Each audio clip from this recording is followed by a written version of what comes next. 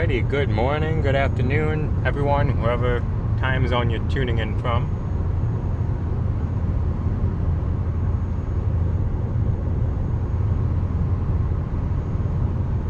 Today is a fairly relaxed day.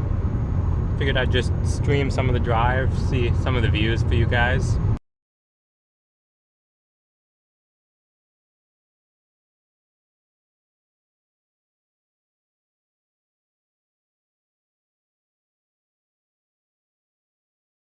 Glendive, I think it is.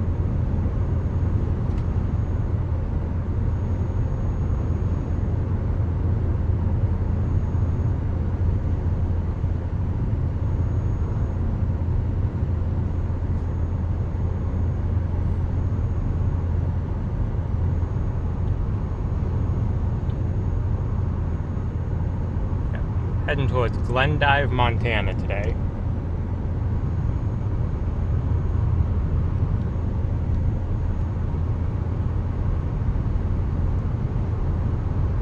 About 4 hours away. I've topped off with gas, so we don't have to make any stops on the way there, which is fantastic.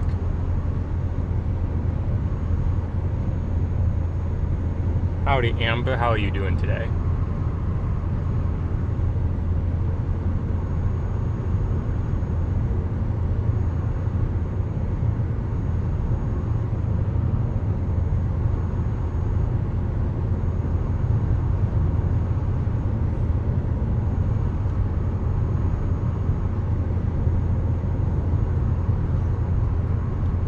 We're repositioning up here today so that we're in place for where we have to be tomorrow, which is basically right in the same area that I'll be staying, so that works fantastic.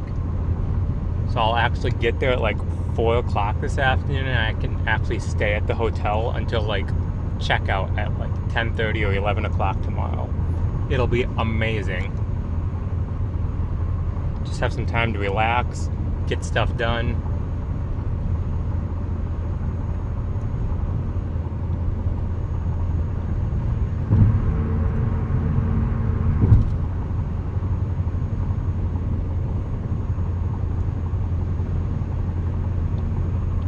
I'm just hoping that the hotel has good Wi-Fi, because if not, that'll put some dampers on some of the things I have to get done.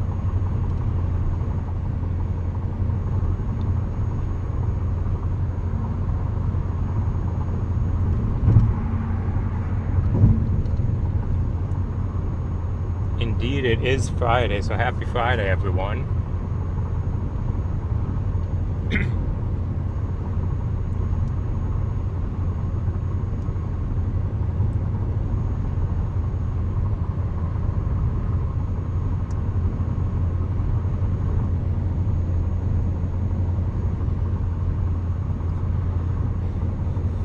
I think tomorrow might be a pretty decent chase day from what I'm seeing.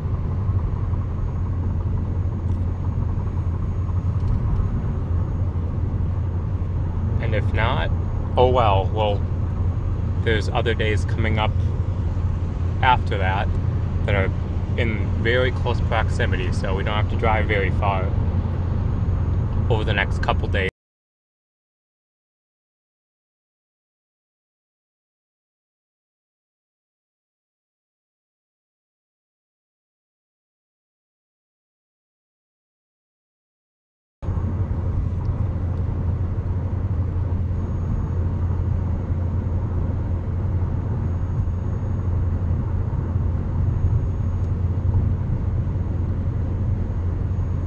I don't know why it's going to the signal lost screen.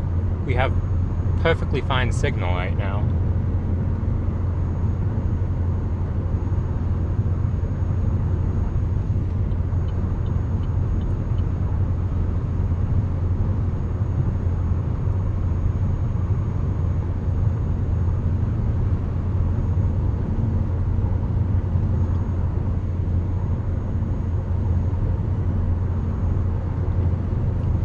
Strange.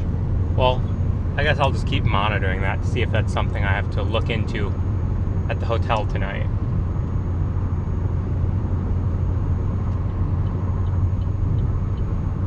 or if it's just a quick technical glitch that'll work itself out.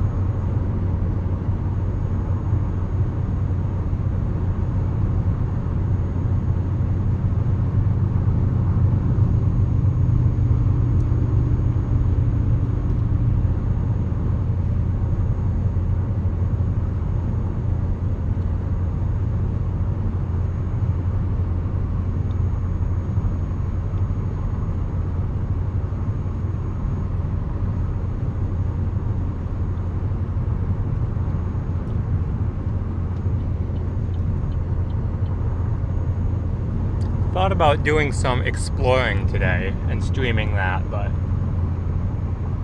I just wasn't up for going out of the way when I could get to the hotel by like 3 o'clock Mountain Time ish and get things done as far as technical stuff on the back end.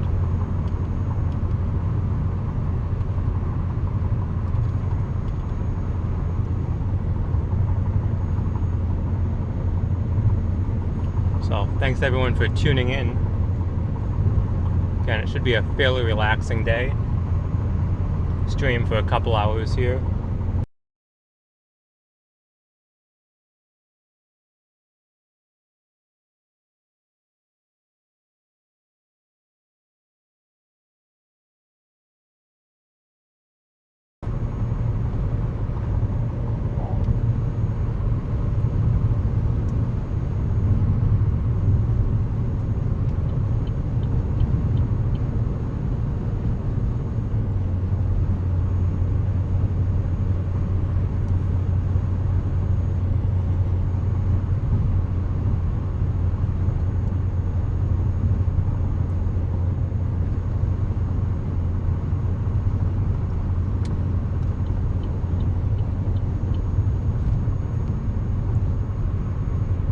It does look like we'll have a active couple days coming up here in the northern plains,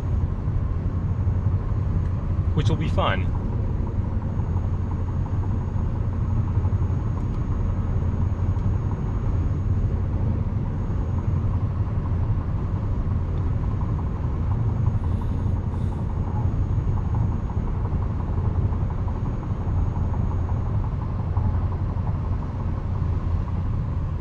Speaking of fun, that vehicle on the back of that trailer looks like it'd be a lot of fun.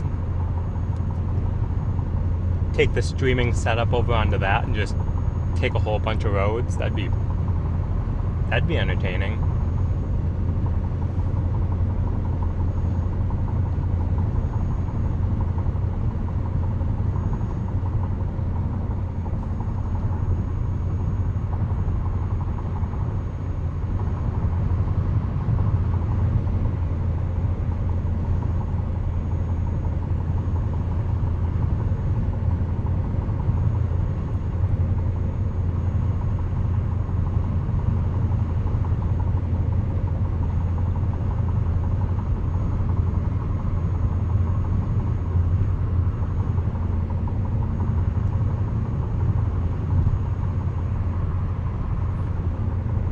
Ended up stopping at Walmart in Rapid City this morning to get a couple of things that I had on a list that I needed to get taken care of.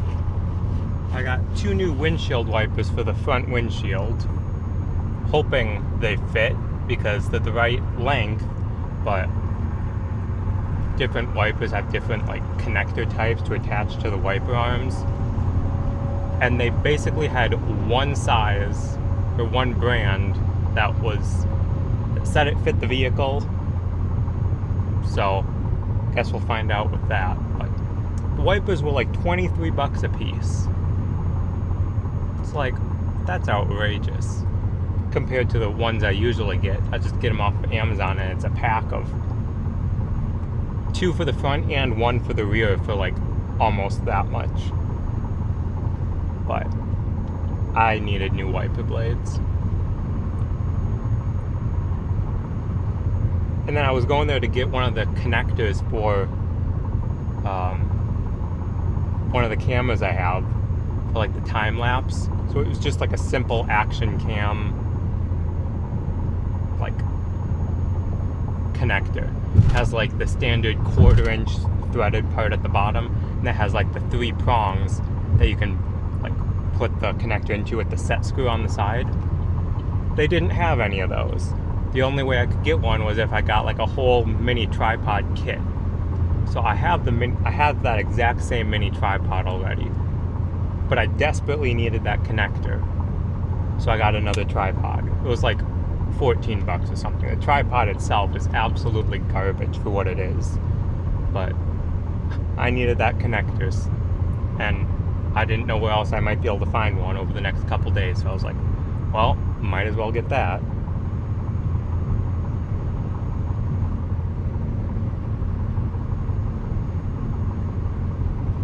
And then I had to get an additional just USB-C cable and a fast powered charger, so I can get a lot of stuff charged up tonight at the hotel.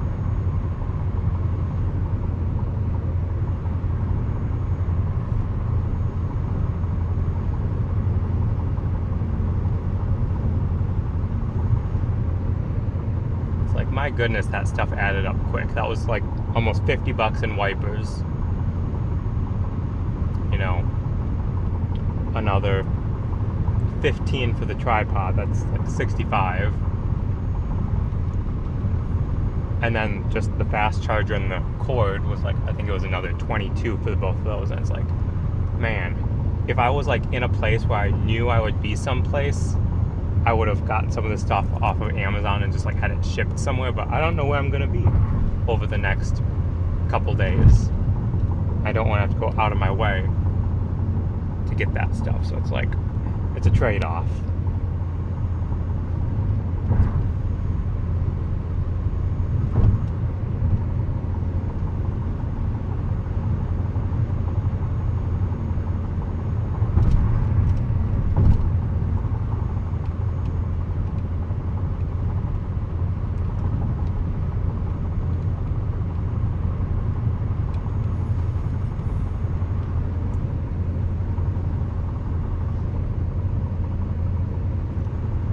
Howdy, Carrie.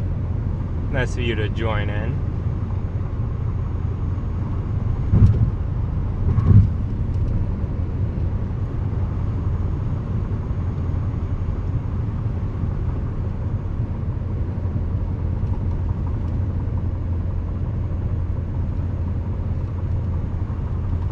Well, welcome from Cincinnati.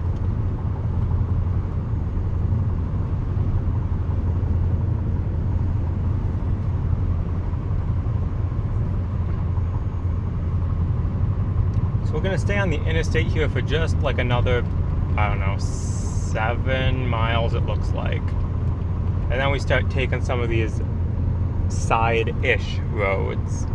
Still main roads, but not interstate or state highways for the moment. To head up towards Glendive.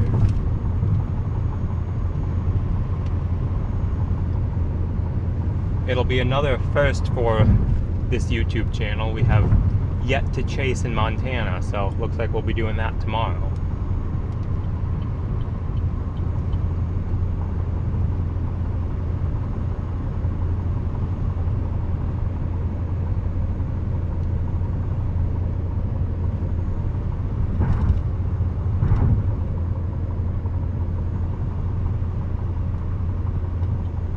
Oh, so funny little story.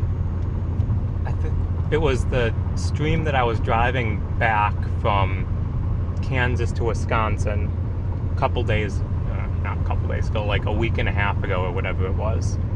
And I had said, you know what?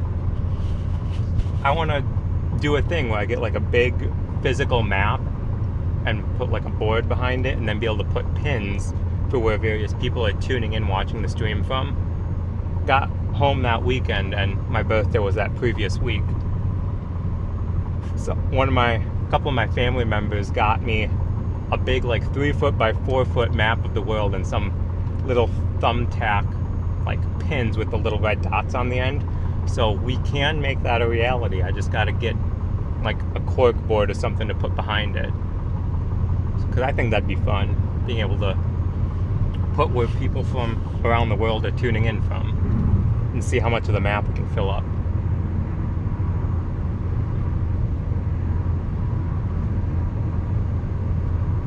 But they were watching the stream and they were like, hey, that'd be a great birthday gift. So then they got it, they ordered it, and what do you know?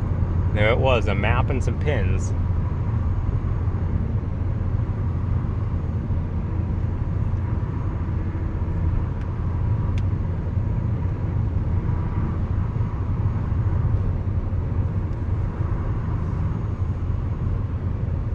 So I just need some sort of board to put behind the map to keep it laying flat and something for the pins to stick into. I mean, the obvious solution would be cork board, but gosh dang, that stuff is so dang expensive. Especially for like a 3 foot by 4 foot piece of it.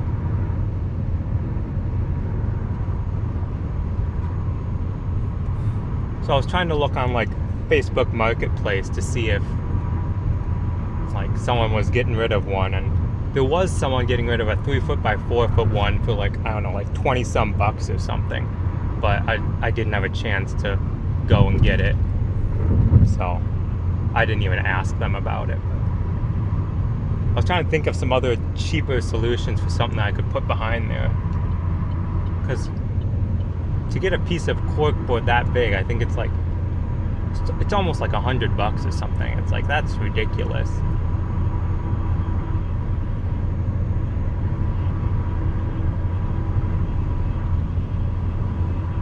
I was trying to think of, well, what else could I put behind there? And, you know, I used to do construction stuff, so my thought was, well, they have like that foam that they put on, it's like the styrofoam insulation panels that they put on like the exterior of houses and stuff. That stuff's fairly cheap, and you can get like a half-inch thick piece of that, and I just don't know how all the pins would stay in that when they put so many in. But it's like, you could get a big sheet of that, cut it to size, plop the map on there, and for like $15-20 you have a backing for it.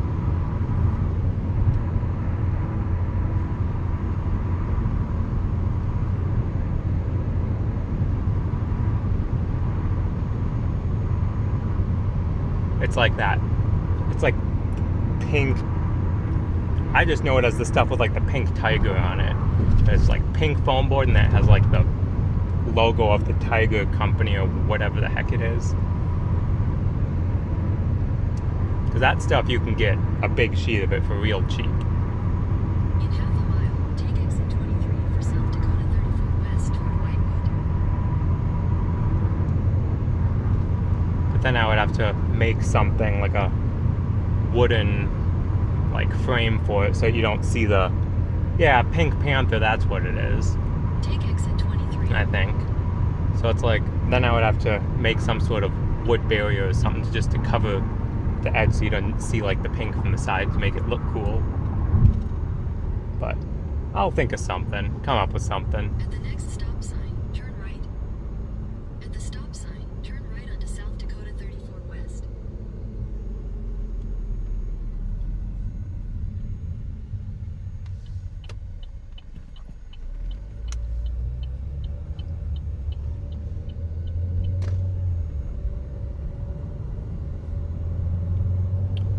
So that should be a reality here pretty soon in the near future. And then I would probably have to come up with like, because I'm not going to be able to remember all the places that people say they're watching from in chat. Because I'll only be able to put pins on there when I'm back at home.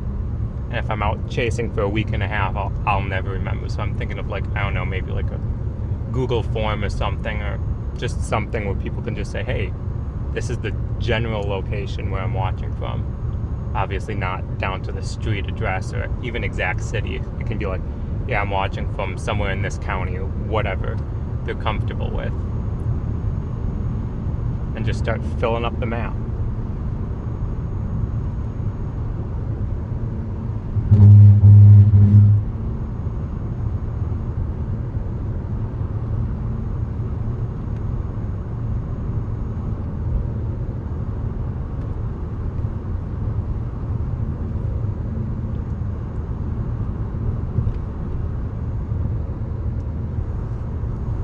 I also wonder if it'd be cool to get like different colored pins, and like if someone's like a channel member or something, we can have a different colored pin on the map.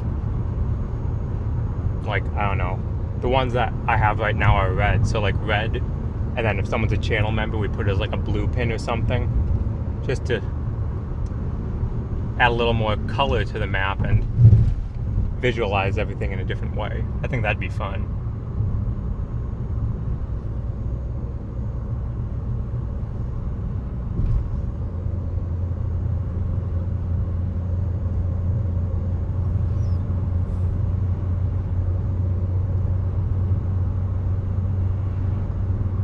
You're supposed to stay in between the yellow and white lines typically, but I don't know, to each their own, I guess.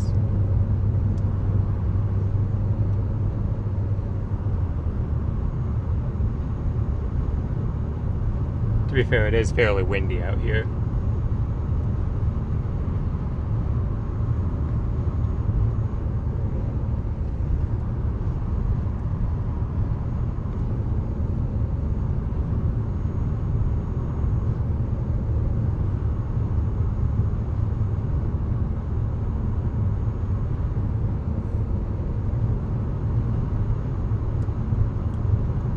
Yeah, that idea should be a reality in probably the next 2 weeks, I would think. As long as things aren't crazy busy as far as weather and I have the chance to get stuff taken care of.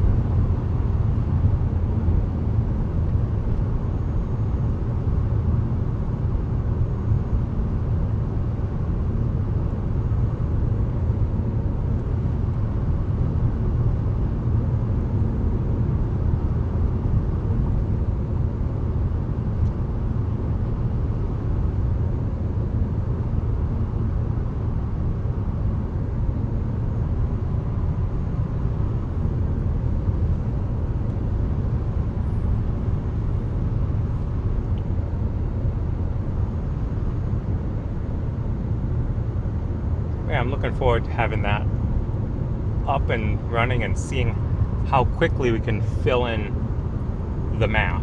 It would be amazing if we filled up the map enough that I needed a bigger map.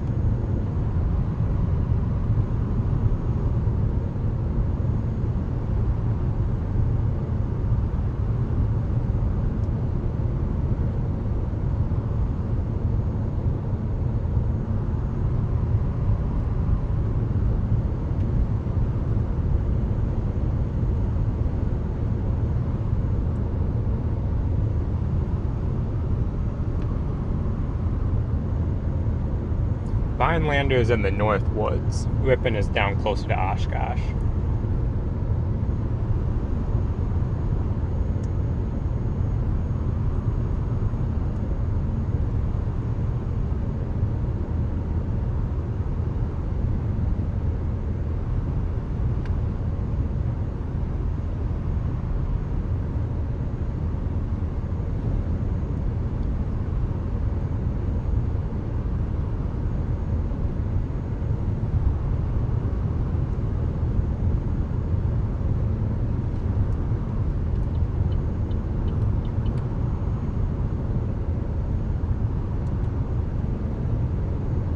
Looks like YouTube is glitching out again.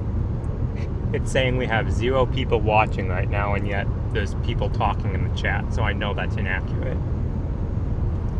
Oh, YouTube.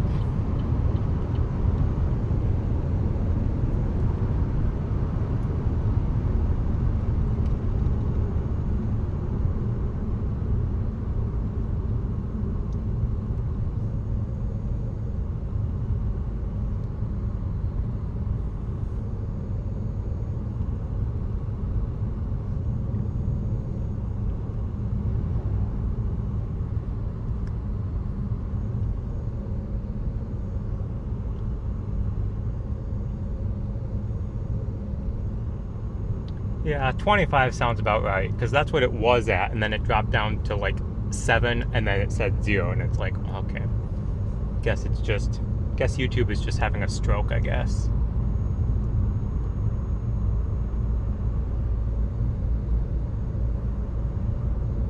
Well, thank you, Heather. Good morning to you as well, or afternoon, or whatever time zone you're in.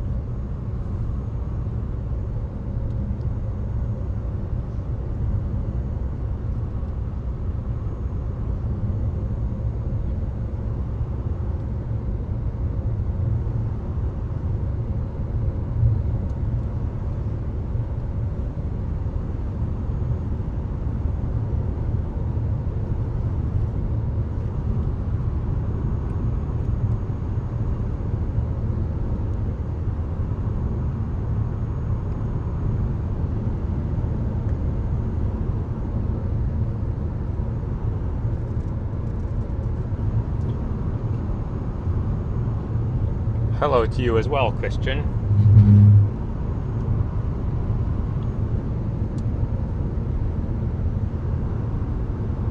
Wait, you're in Hawaii?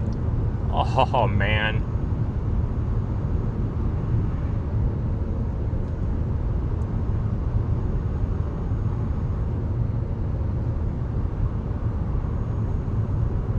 Now that I do kind of remember someone from Hawaii.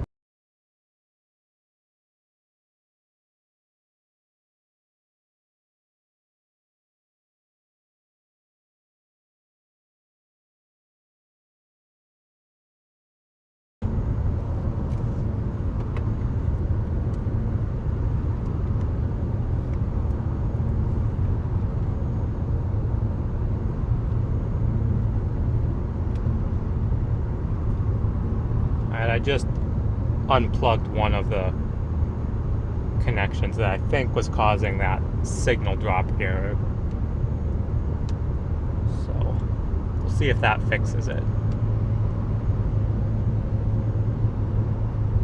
I've been in contact with the developer of the encoder software that I use to see if we can get this issue figured out that's causing that signal drop and audio error that does that. So hopefully we'll get that fixed fairly soon.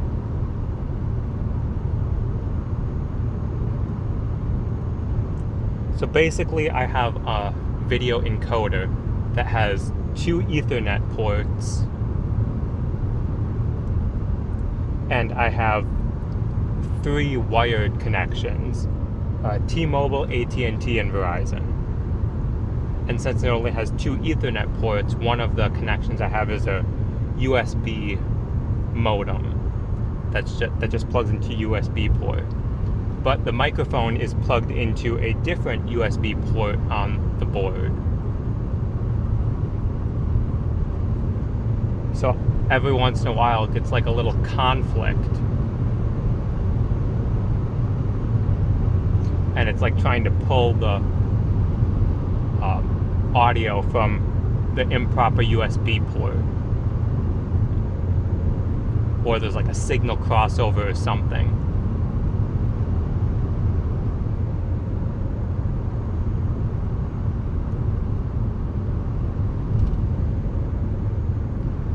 And it causes a audio encoder error. So then it drops the stream, and then once it resolves it in a couple seconds, then the stream pops back up.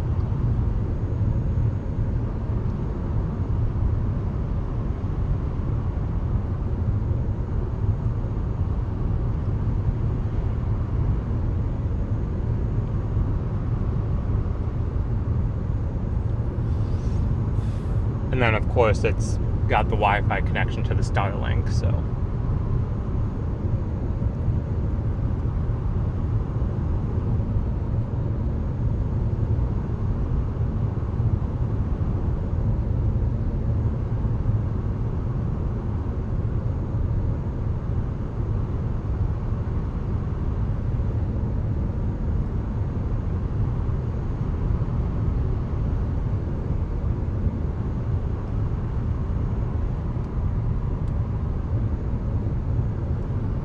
Yeah, about 5 miles here until we turn onto Highway 85 North. And then I think Nope, we don't stay on that. Go on that Highway 212. Oh, I didn't realize we went through Bella Forche, or however you pronounce it again.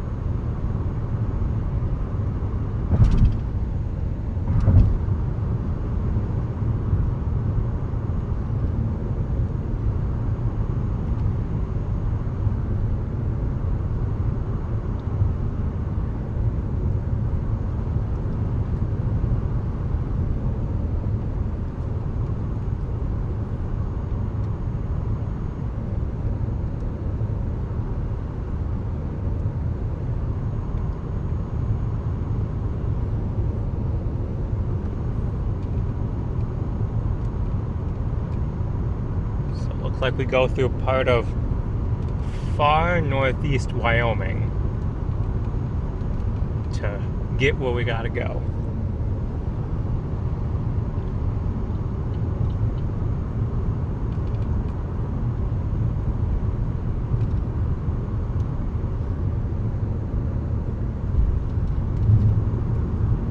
I love South Dakota because of the views. It's awesome.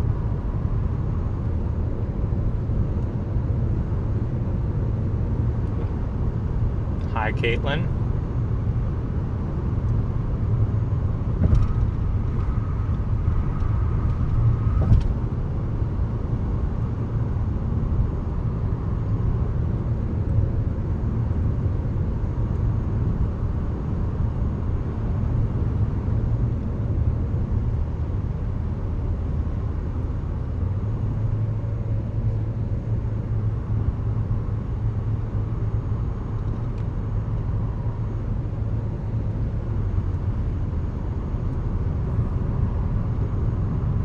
Yeah, I think we're gonna go on that stretch of road again. Yeah, we are. It's gonna be that Highway 212 that we went to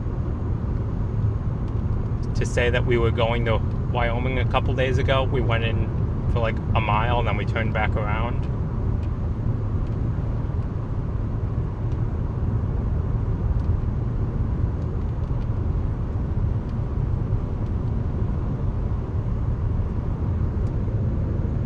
But little did I know that we would actually be chasing in Wyoming like 2 days later, which was yesterday. And now we're driving through there again on the way to Montana, so.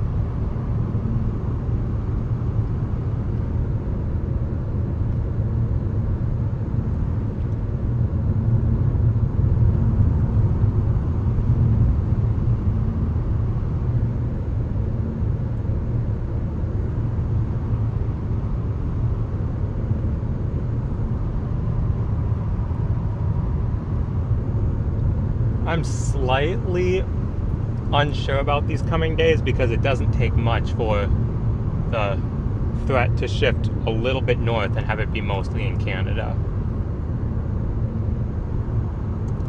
But that would, at this point, that's just not possible for us to chase because I don't have my passport, and even if I did, it's expired.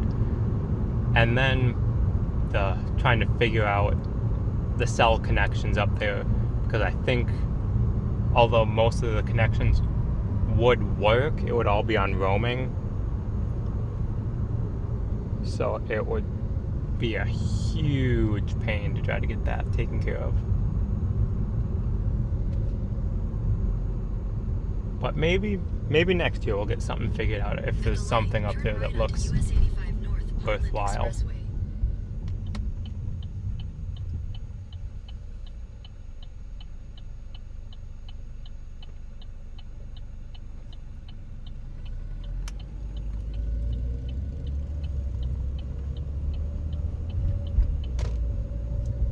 Even if we relied solely on the Starlink, I think you need to get like the international plan for that, which is more expensive, obviously. So I mean, technically we could, in theory, at some point get the switch to the international plan for like a month or whatever, and stream basically just from the Starlink, which would work fairly well unless you're like right underneath the storm. or you're in between a bunch of trees or something.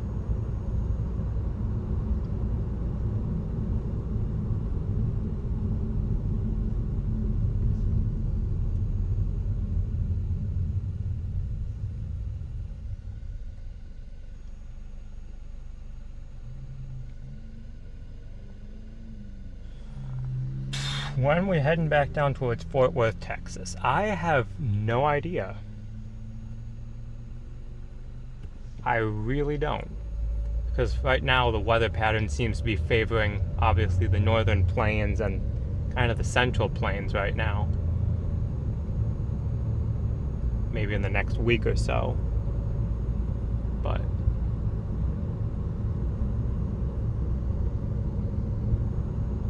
after that, I have no idea. I don't even know where I'll be 5 days from now, much less 2 weeks from now.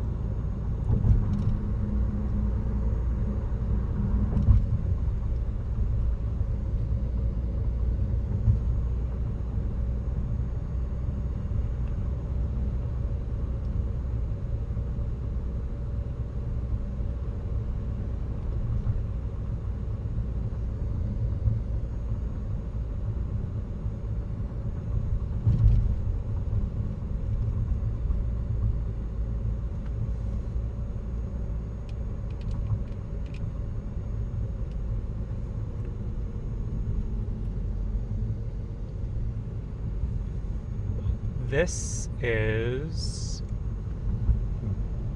Belle Fourche, I think, is what I was told, because it's French.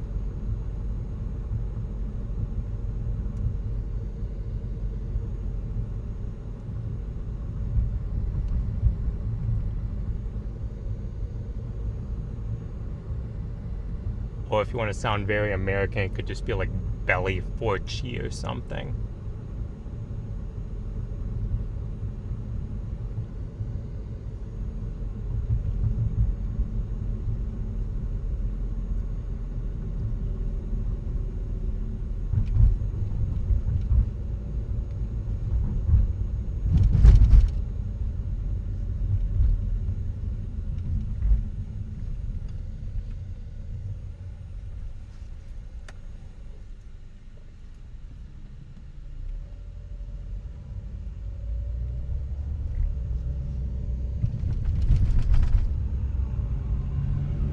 Three-quarters of a mile to turn onto that Highway 212 West.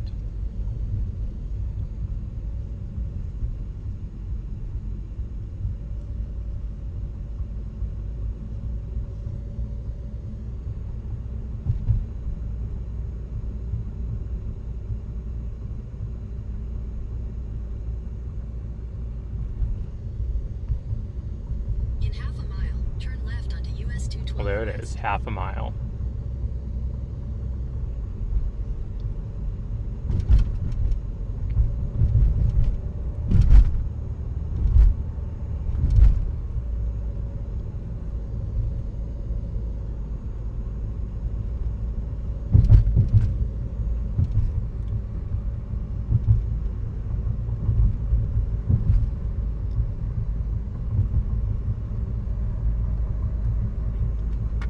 So right over here is where we were watching that updraft the other day that just absolutely died and became a big piece of trash.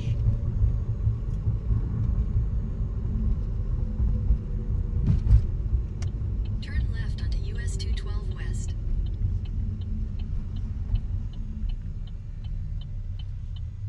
Filled up at this gas station, then we just sat there and it... Well, that was the second time when we thought it may be re-intensifying, but then that died again.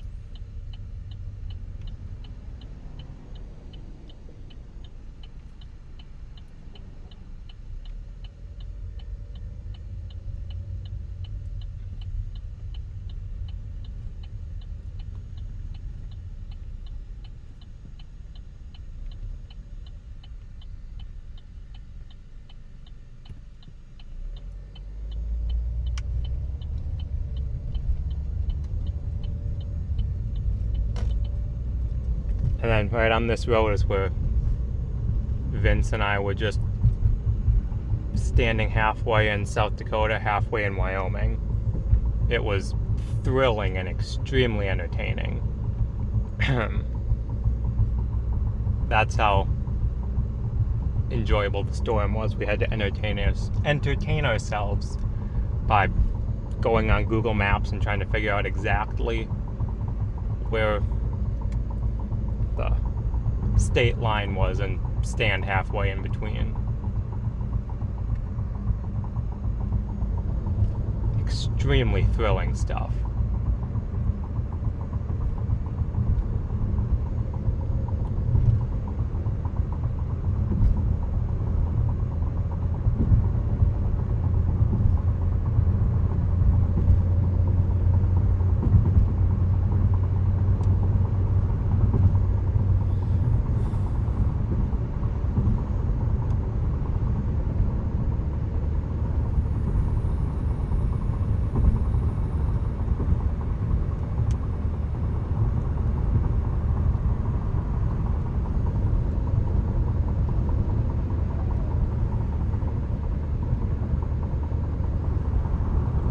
Well, you loved it? Alright, well, at least some singular person was entertained with our entertainment, I guess.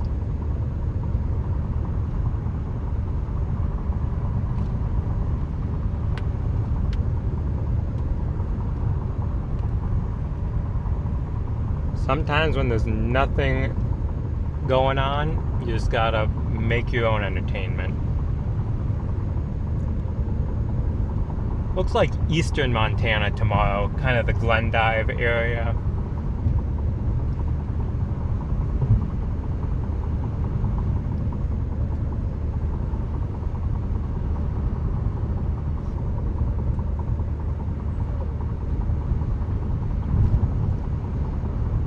Glendive, east of there and north of there, but kind of that general area, I think.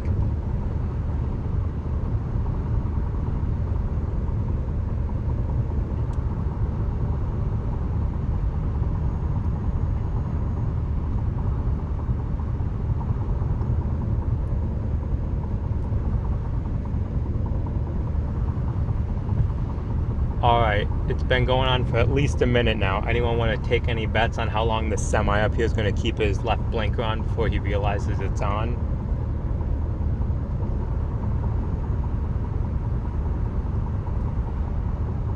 No, not near Yellowstone, unfortunately. Oh, dang it, he just turned his blinker off. There goes our source of entertainment for the next couple minutes.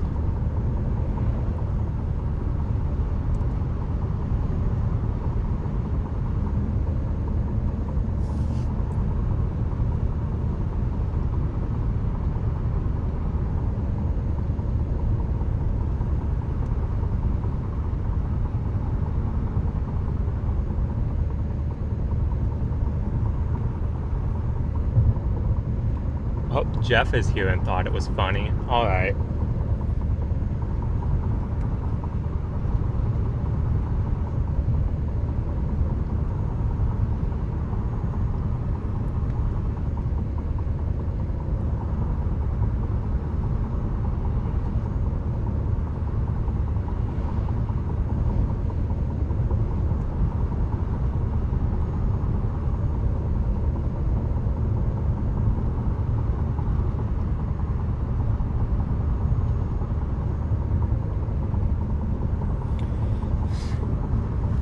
So we'll stay on this road for about another 30 miles, then we'll turn onto another road, and I don't even know how long we'll stay on that one, but we kind of got to take this stair-step route up to where we got to go.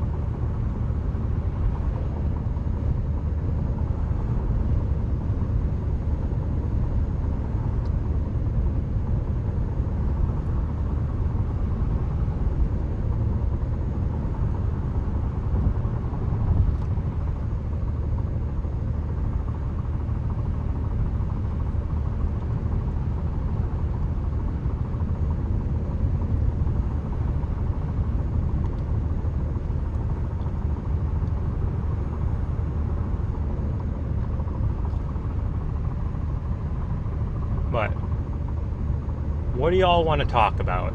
I really don't care. Ask questions. Whatever.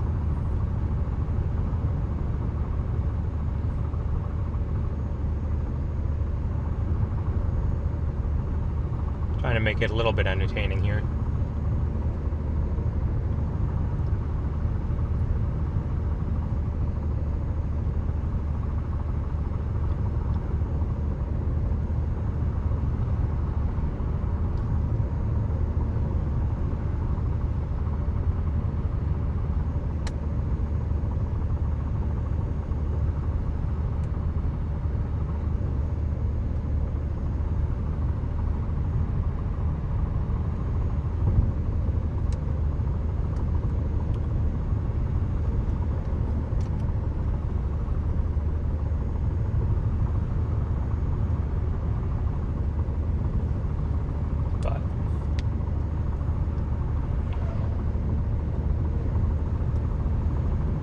How long have I been chasing? Approximately 2 years.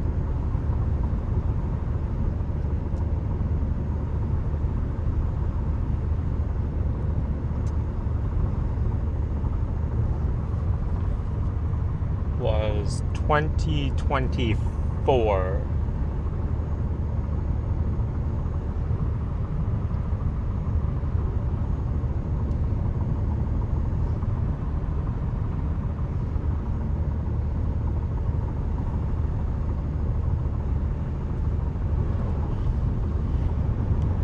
It was like May 20th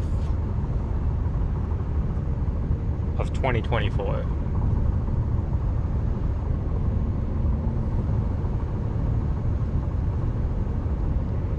Since I've been chasing, how would I say it? In depth, I guess.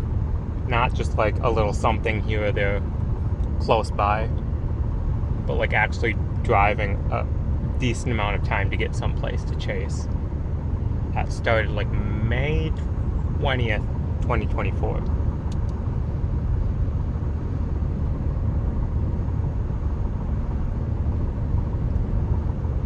It was the day after my birthday, which was also the day of graduation. So I was like, well, I have nothing tying me down right here at this moment. Might as well drive a little bit and see what I can find. And, well, it's kind of just stemmed from there.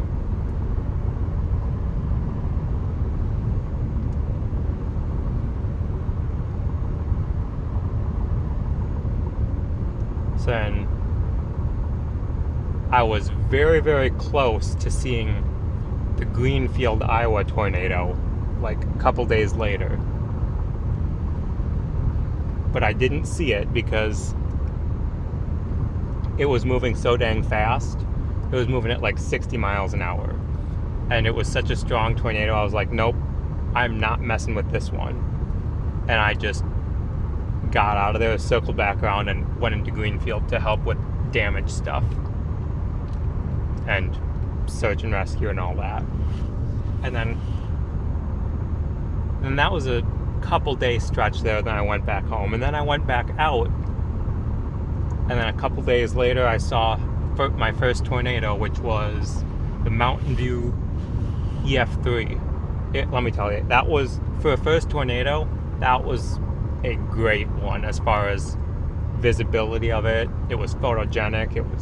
It was a nice first tornado.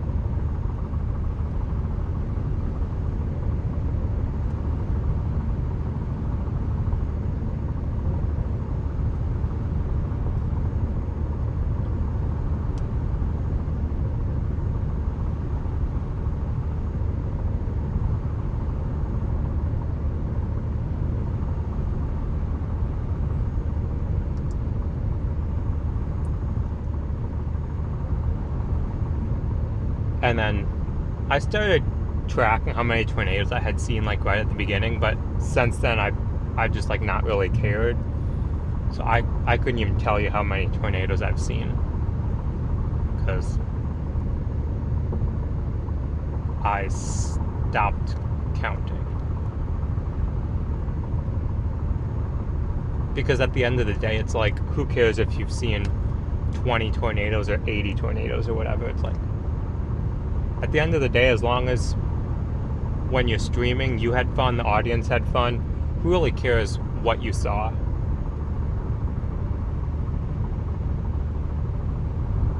Like, I'll take a gorgeous supercell over a wimpy little 3-second tornado any day.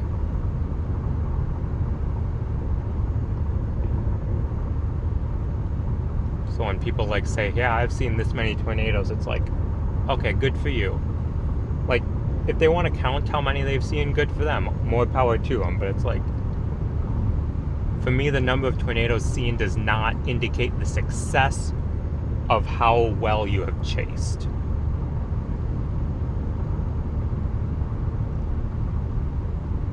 Because again, there could be a 3-second tornado and someone gets a +1 on their scoreboard for tornadoes seen, or there's a photogenic, long-lasting supercell 4 hours away and you get to enjoy that for hours. I would take that over the tornado.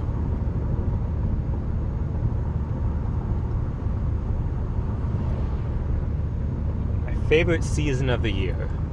Not winter, I can tell you that.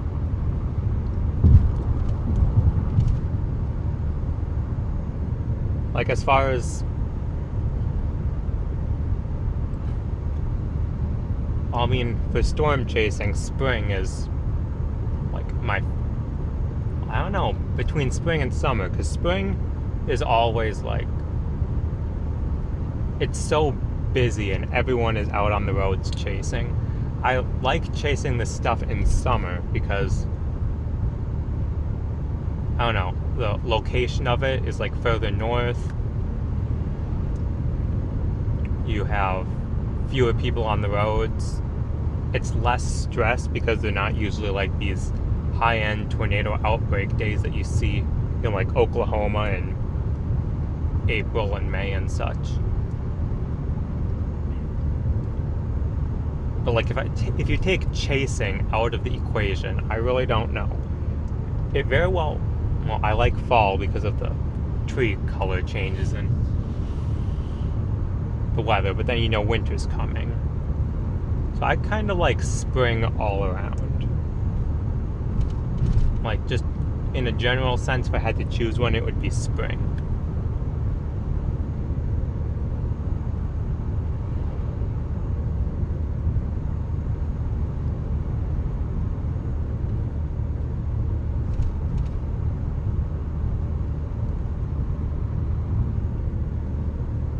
Well, I'm glad that you've been enjoying the streams no matter what we see.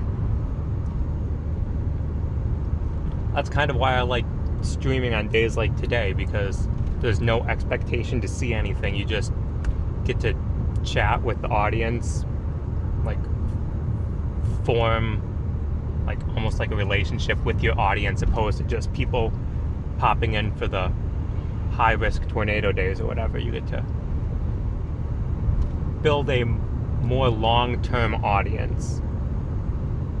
Oh look, a pronghorn. You guys probably couldn't see it, but it's off on the right side. They're behind the fence.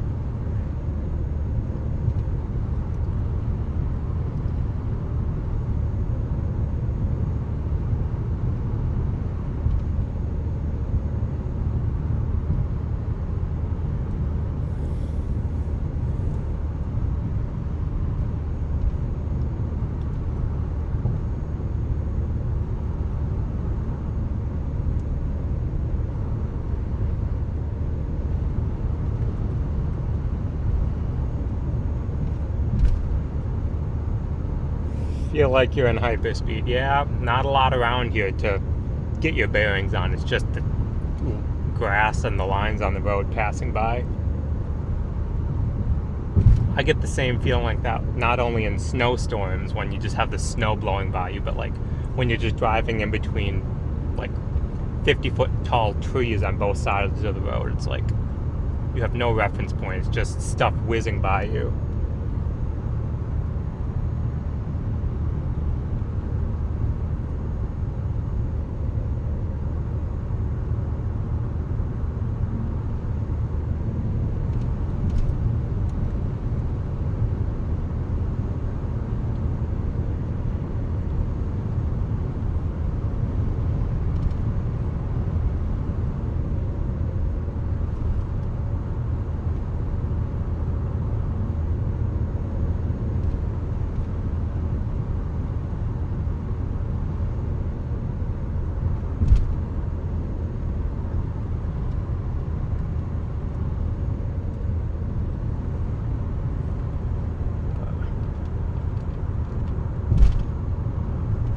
got Google Maps saying that there's something on the road up here, an object in the road.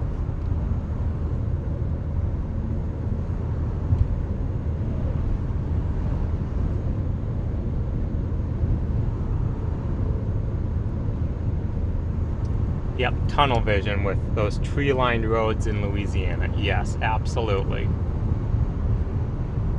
Absolutely.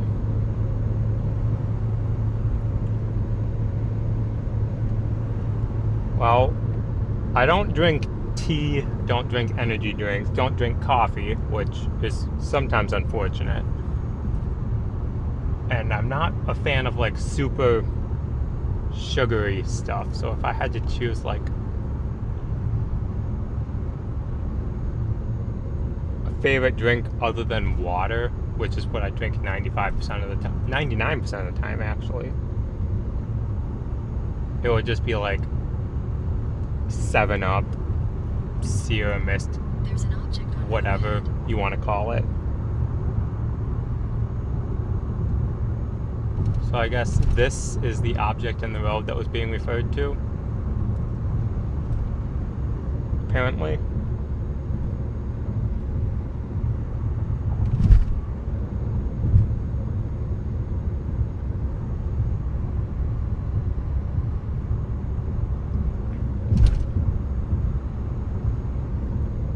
What Google Maps really needs to do is like re-add like stalled vehicle or whatever, because they got rid of that, or have like something like vehicle on the shoulder of the road or shoulder blocked or something.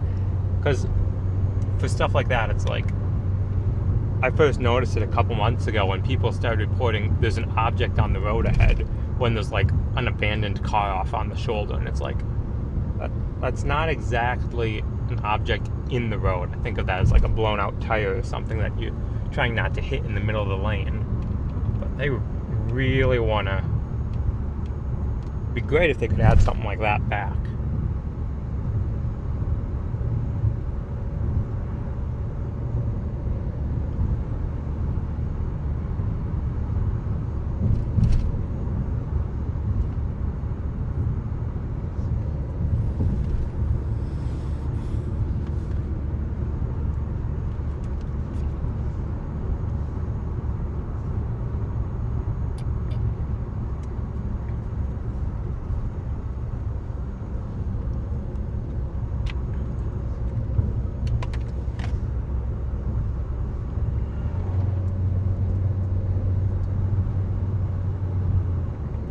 Favorite place to eat while out chasing?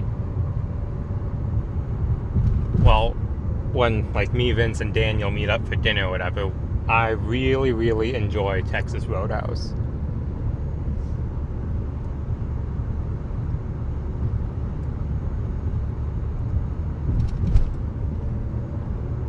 So I'd say that's probably my favorite place to eat while out chasing, but obviously that's not like every day.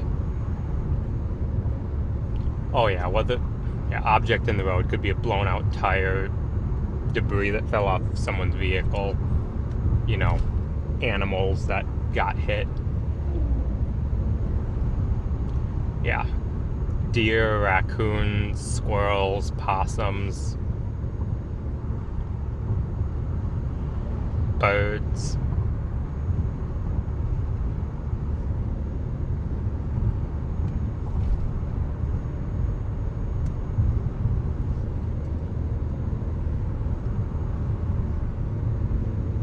But yeah, really can't beat a good Texas Roadhouse meal.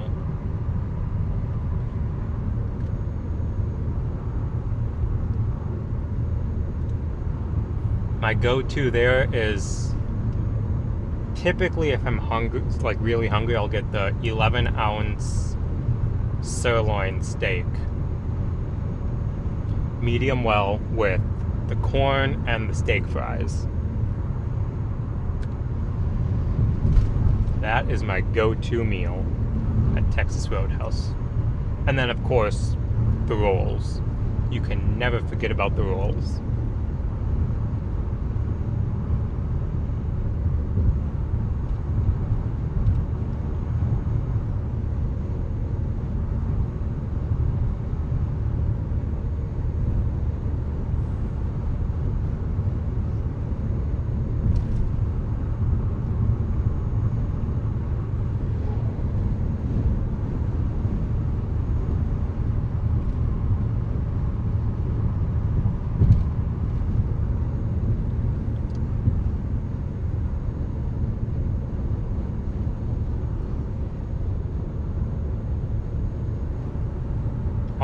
Yeah, he doesn't care.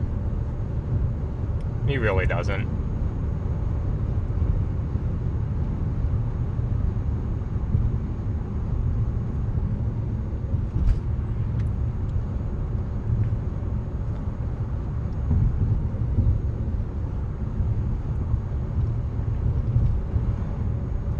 Now, we'll see if we can get a nice flat stretch of road here with a passing zone.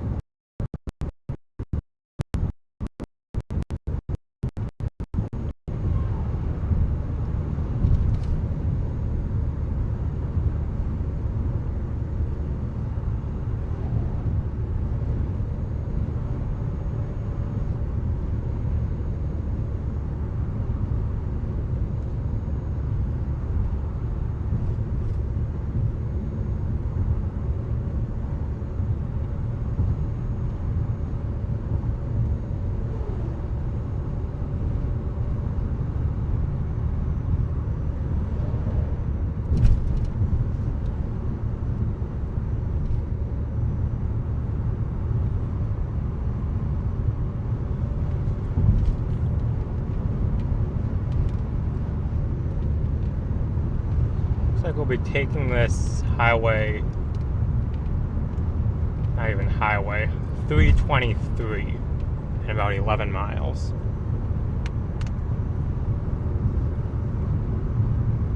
Honestly, I don't even know if it's worth passing the semi. He's going a couple miles under the speed limit, but we're not in a rush. We'll just hang back and let him roll. Oh, wait. Oh, that's just a pass with care sign. It's not an actual designated passing zone.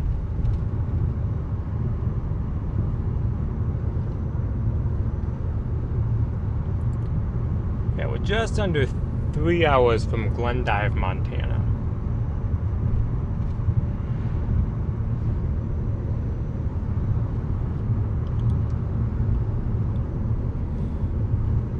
So we'll probably be streaming until we get there, because why not?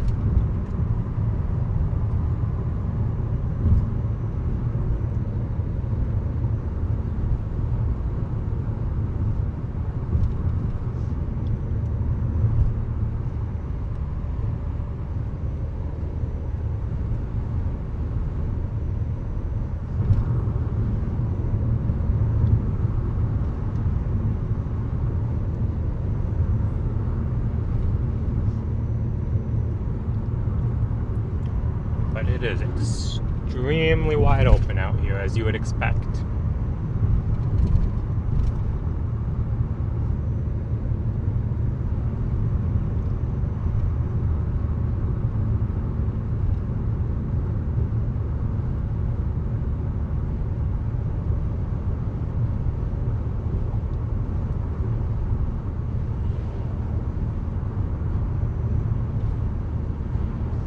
I have no idea what that was all about. They had the oversized load truck in front of the semi, and they all had their lights going, and there was nothing on the trailer.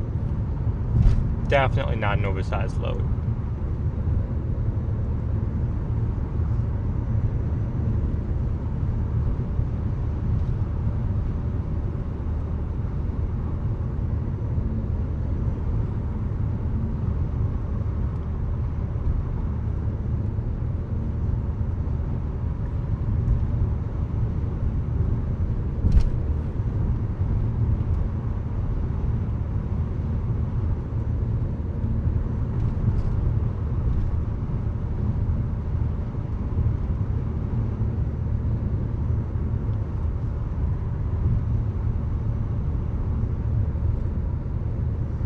It is extremely relaxing driving through here.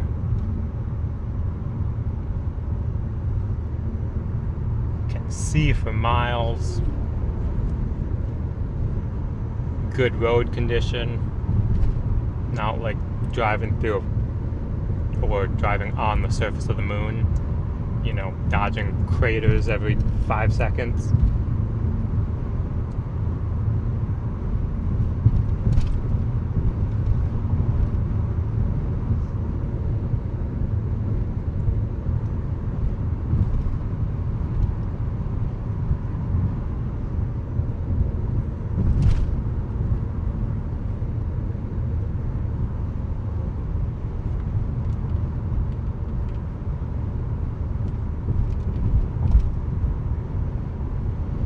Looks like we turn up here at Elzada.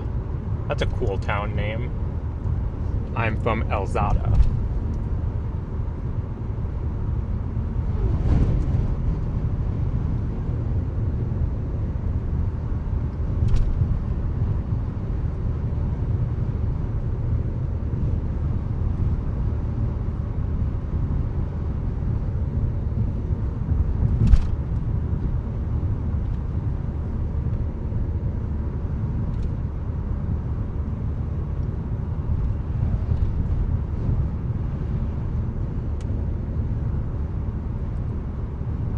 Heavy truck traffic 1,000 feet ahead.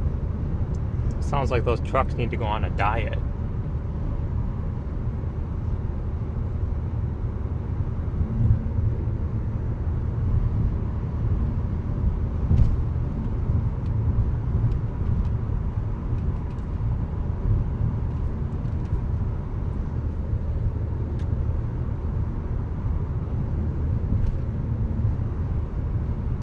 No, that was a terrible joke.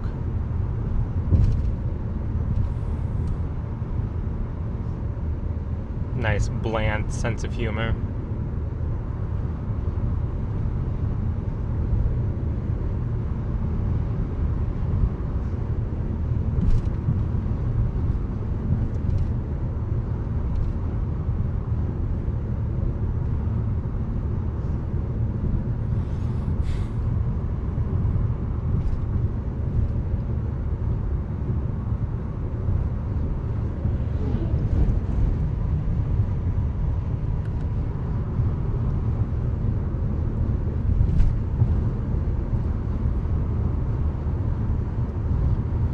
Semi is passing the garbage truck.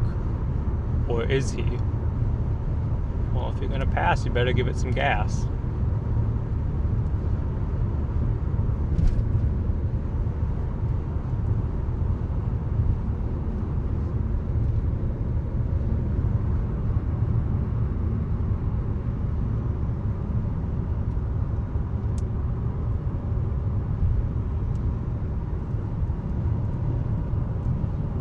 Nope, we are not going to pass because there's an oncoming vehicle.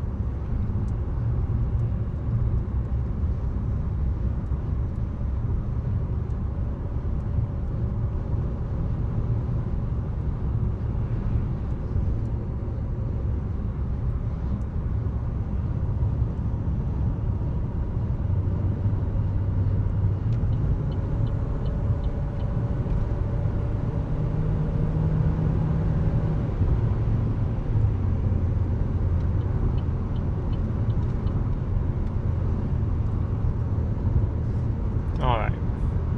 Garbage truck has now been passed.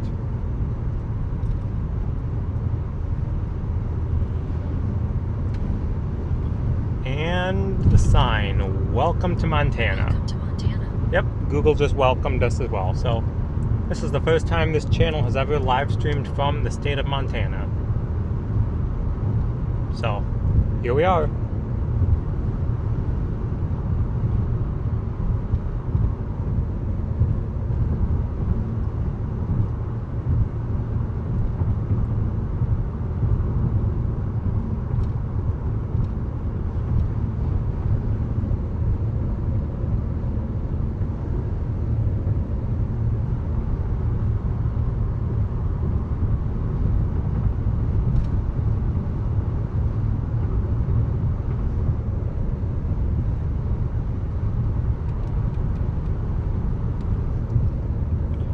All right, 2 miles till we turn north.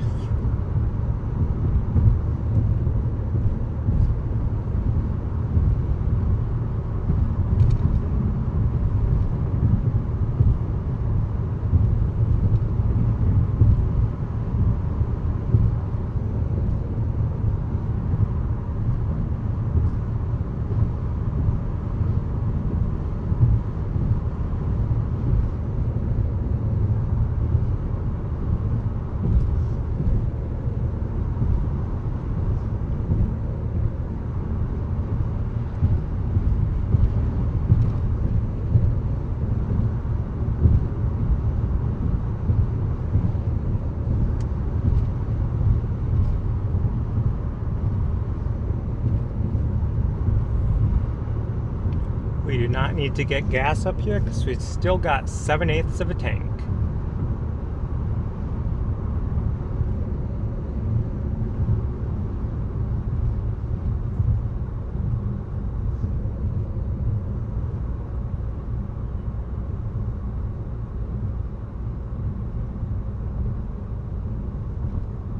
In half a mile, turn right onto State Highway 323.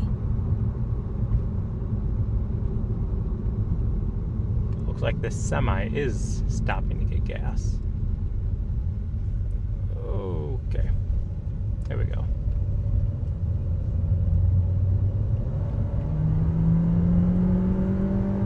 Good gracious, that truck behind us was not about to slow down.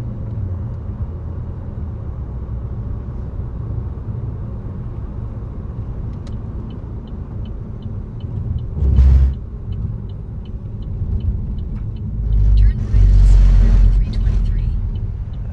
Truck with the trailer was not wanting to slow down at all and almost rear-ended us as we were going around that semi, which is why I had to floor it.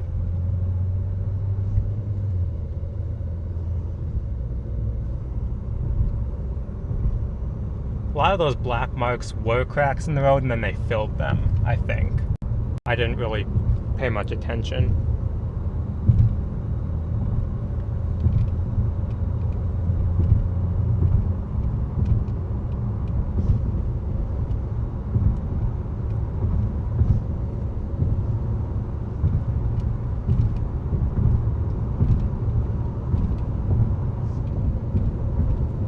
Man, this is a nice stretch of road.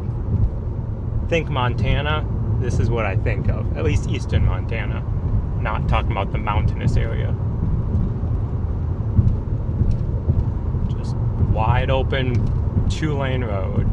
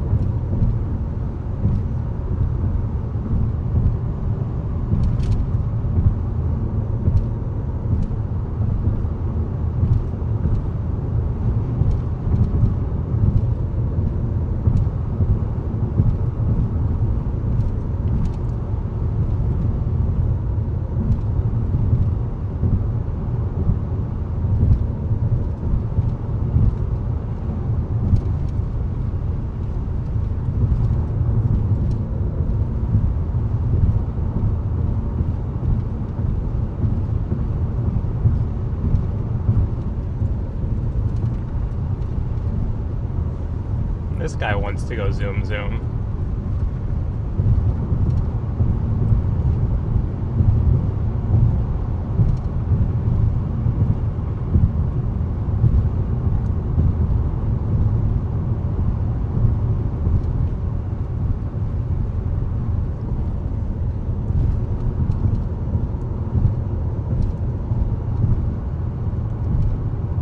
So we stay on this for another 68 miles, and then we turn onto another road. And then I think that other road is the one that takes us all the way up to Glendive.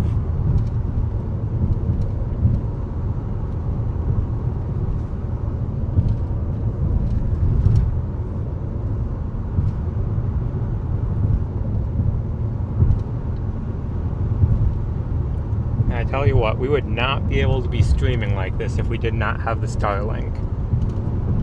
Because we are relying almost, at this moment we're not relying entirely on it, but there will be a couple of portions that will definitely be relying like 100% on that for the stream signal.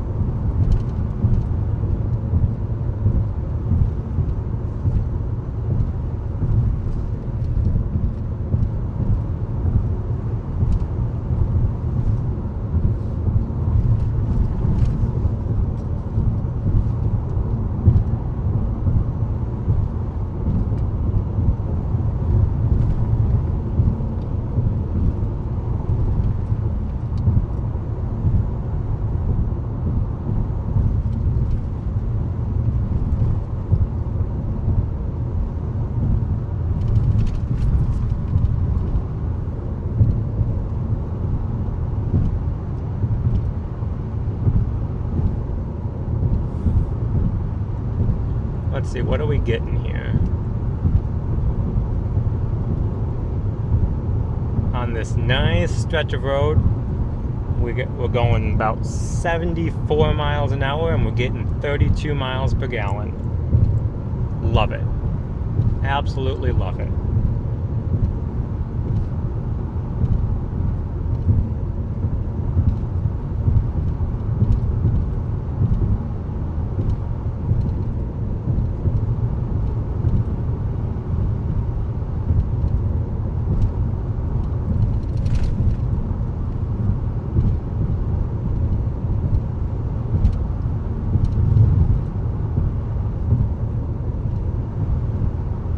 And that's with all of the equipment on the roof.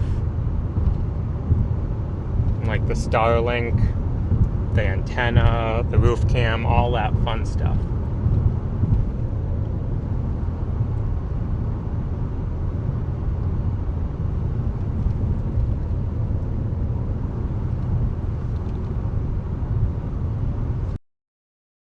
Which is the fact airflow and dynamics. So without that stuff, it would be even better. But I am not going to complain with that.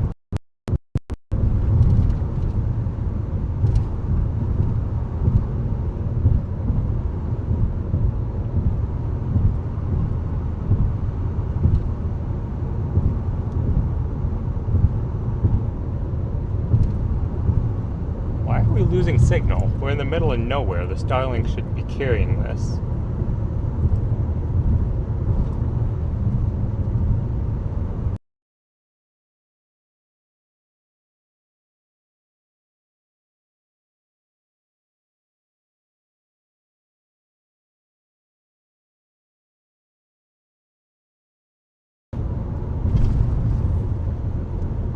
There we go. Sometimes when it like disconnects, it like doesn't try to push all the data through the Starlink. So if I just like stop the stream and then restart it, it goes perfectly fine, which is what we're doing right now.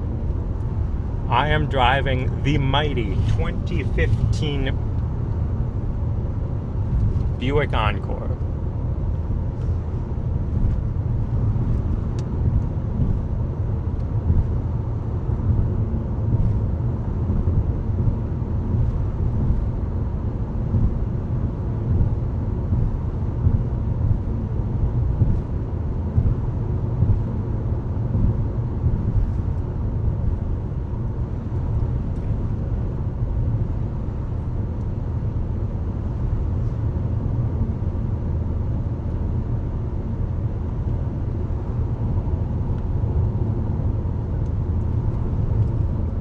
Yep, 2015 Buick Encore. I think the signal cut out there for a moment, but yep, that's the vehicle I'm driving.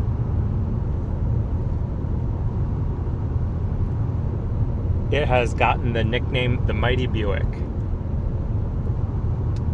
So that's what I'm calling her.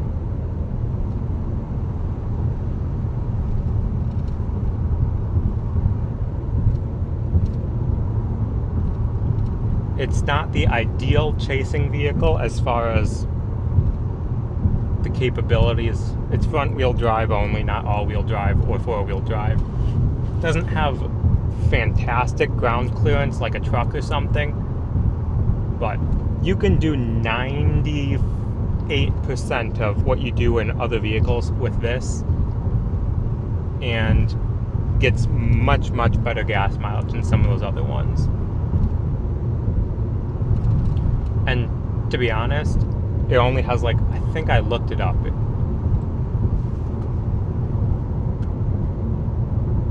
only has like a half an inch or 3/4 of an inch of less ground clearance than like a Ford Explorer.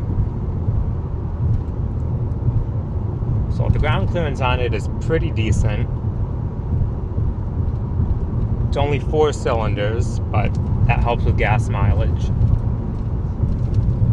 And I've got stuff in this vehicle that I can get out of just about any situation that I would find myself in.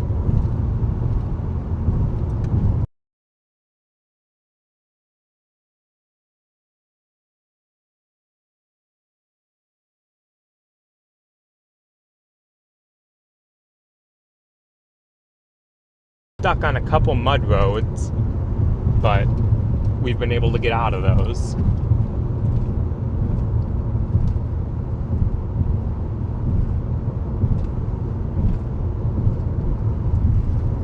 Yeah. Gotten stuck, like actually stuck on a mud road twice, but that was literally any vehicle would have gotten stuck on those roads. It just went to absolute mushy clay and you just sunk. But I was able to crawl this vehicle out of both of those situations. The first time, just had to wait and let things dry out a little bit, let the clay dry, air down the tires, and I was able to slowly creep out of it. Second time, I needed to use the traction boards, the recovery boards I have in the vehicle, put them underneath the front tires and just slowly, like 4 feet at a time, get out of there until like...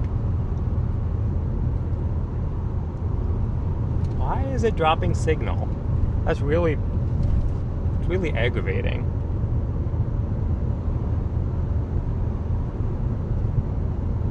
Like, it's still going through, but it's at a super low bit rate.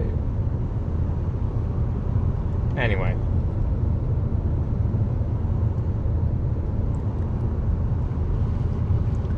I got, like, stuck in the snow during the Wisconsin blizzard earlier this year. I was stopped to see if I could help a car get unstuck with the traction boards. And by the time, man, we were working on that thing for like 30, 45 minutes, and it was just absolutely helpless. He couldn't get up onto the traction boards. He was so stuck. And by the time I got back to the vehicle, it had like started to drift over, and like the vehicle had sunk in the slushy snow. So then I was stuck. But I had tire chains that I was able to put on the front wheels, and I was able to get out of there fairly easily. So, like, it's not necessarily the vehicle only. It's kind of like the line from Top Gun. It's not the plane, it's the pilot. I am very accustomed to this vehicle, its capabilities, and how to get out of various things, and I have specialized stuff to help me. Like, I have 4 traction boards now. I have tire chains that I keep in the vehicle in winter. Actually, 2 sets of tire chains in case one of them breaks. I have some spares. I got air compressor, tire plugs.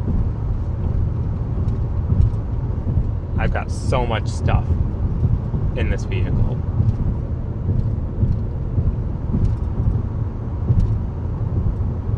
Oh, and I have good tires on the vehicle. You can have an all-wheel drive vehicle, but if you have crappy bald tires on there, it's not going to help you, like, at all. All-wheel drive will do nothing if none of the tires can get traction because they're bald.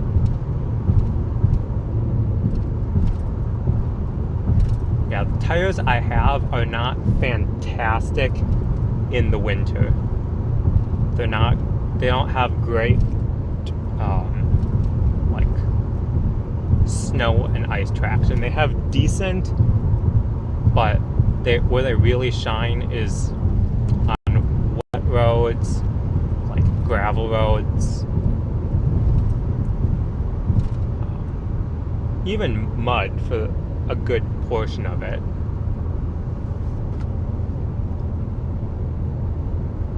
Even the mud is pretty good as long as it's not like sticky clay.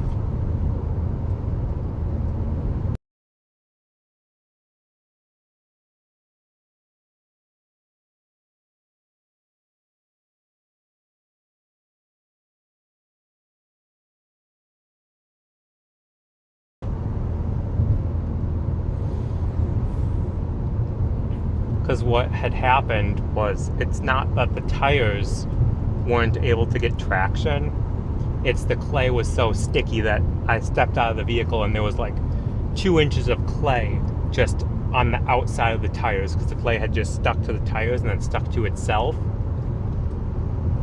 So it was like rubbing up against the inside of the wheel wells. So it's not that the tires couldn't get traction. It's that the clay just stuck.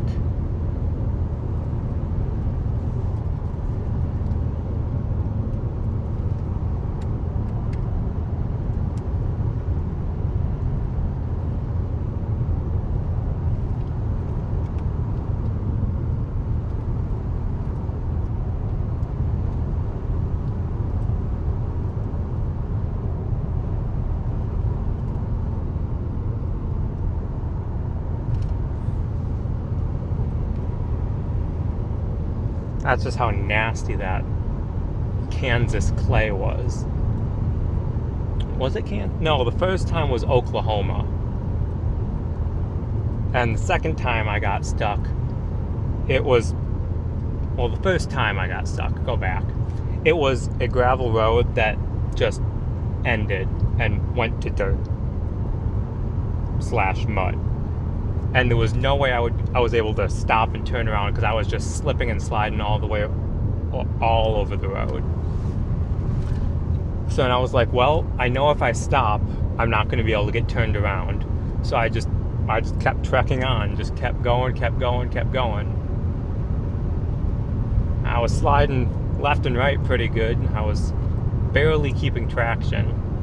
And then eventually the tires just got so clogged up with clay that I couldn't go anywhere. So I got out, scraped all the clay off the tires, and then was able to go a little bit further before just bogging down. And then that's when I just had to wait for it to dry out a little bit. The second time was kind of my fault, but I have an excuse. I didn't realize it until afterwards when Vince showed up to see what he could do to help me out. There was a sign that said caution. It was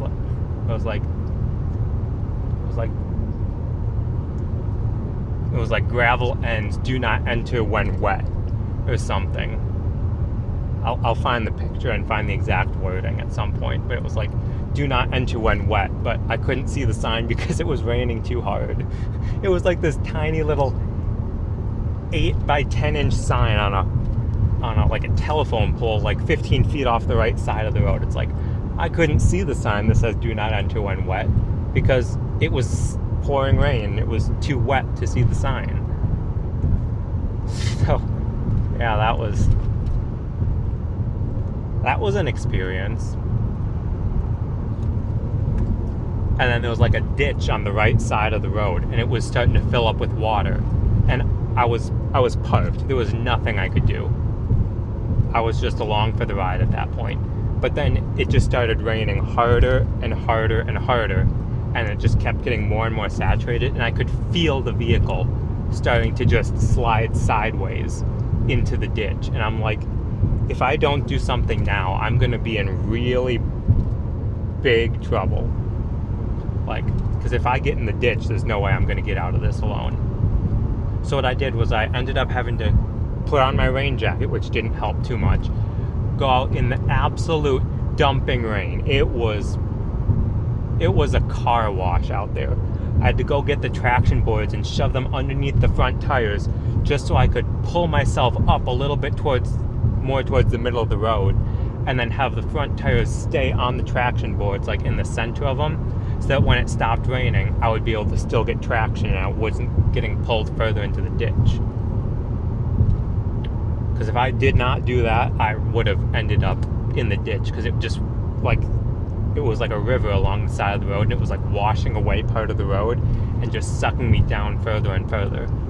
So I got absolutely drenched, but I was able to get the boards under there, slowly give it some gas, and pull myself away from the ditch by like 2 feet, which is what allowed me to get out after the rain stopped.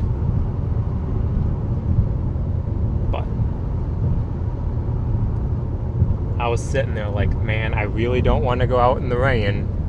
I really don't want to, but I could just feel the vehicle shifting sideways. I'm like, this is not good.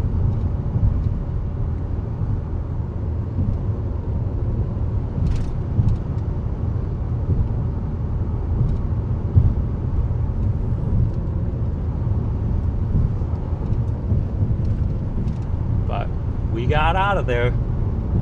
Didn't need a tow truck, didn't need anyone with a tow rope or anything.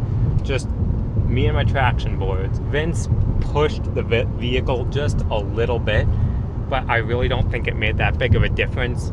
Well, it helped get on the traction boards originally, but if he was not there, I would have still been able to get out on my own. He just assisted.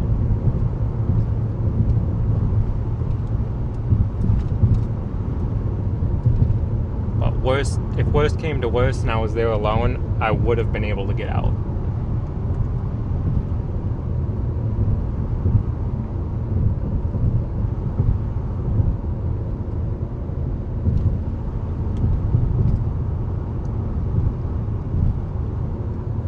I don't mind using the traction boards to get out of mud, but what the worst part about it is my boots were like 5 pounds each because the mud was just stuck to them.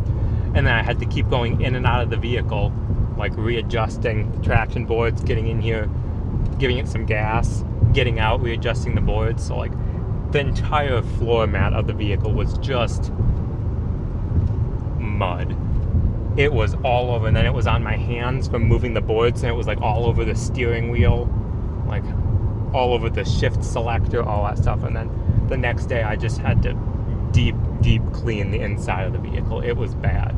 And then the traction boards have mud all over them, stuck in like the grooves. So then you have to like push them together to store them, and then like put them on a mat or something in the back of the vehicle and like I didn't have a garbage bag or anything with me, so I found an old rain poncho that I had like in one of like the side compartments of the vehicle. So I like wrapped it with a rain poncho, hoping that it wouldn't puncture through. And yeah, it's a mess to clean up afterwards, but it's so worth having them.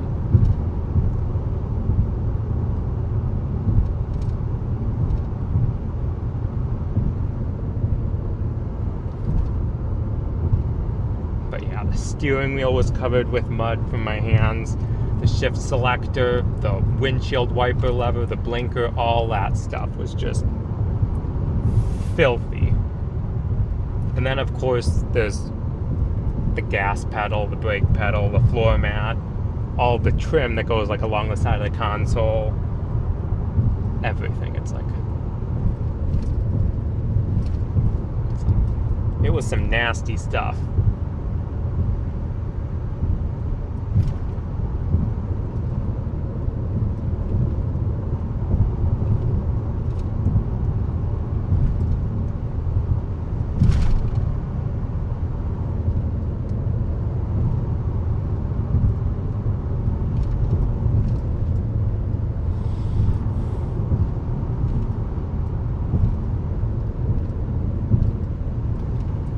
I've been chasing for a little over 2 years.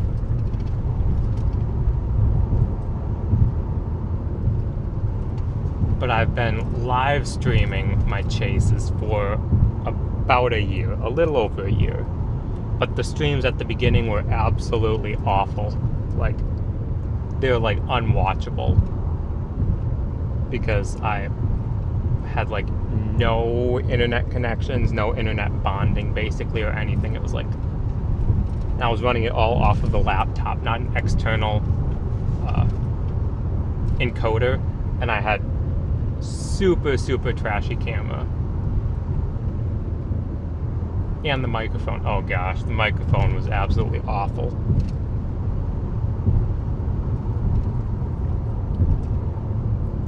But slowly but surely, increased the stream quality, stream equipment, to get up to this point we're at right now, which I'm happy with. The only thing that I wish I was able to change at some point is to get a camera that I can have like optical zoom on. Because right now I just have an action camera in the front window and for the roof cam, which is absolutely great like 90% of the time. But like if you want to zoom into something in the distance, they don't have a zoom capability.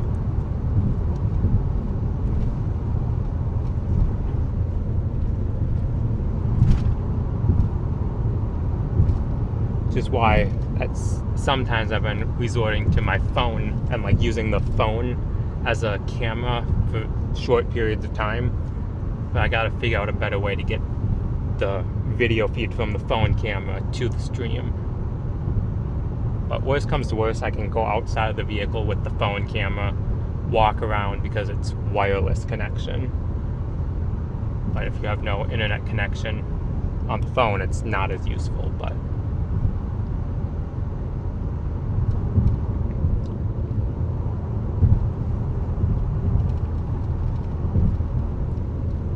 if someone had told me like 2 years ago that I would be out here chasing, launching weather balloons, have all this equipment, I would have never believed them. I don't even really know how this totally happened, but things kind of fell in place.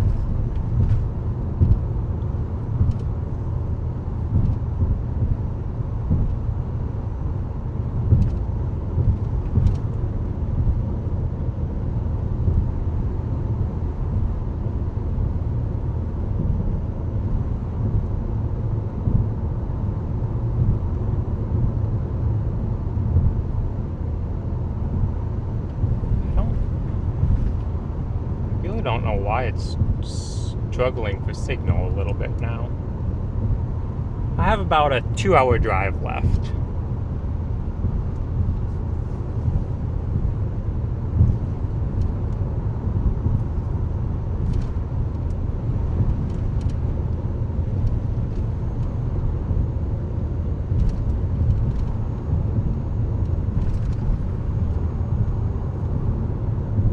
But when I started out chasing 2 years ago, in May 2 years ago, literally all I had was my phone,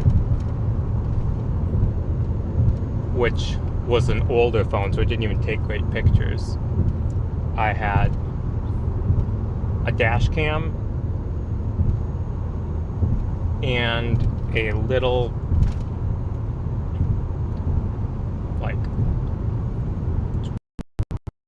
hotspot that was like one of those like simply mobile or something like that. It was literally a little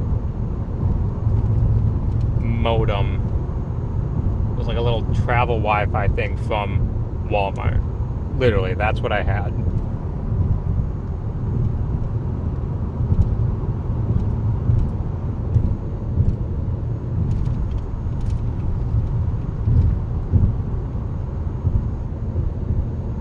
That's it. A phone, a little Wi-Fi hotspot that was an absolute piece of garbage, but it was usually enough to get updated radar scans on my laptop. Usually. Other times, not at all. And then, yeah.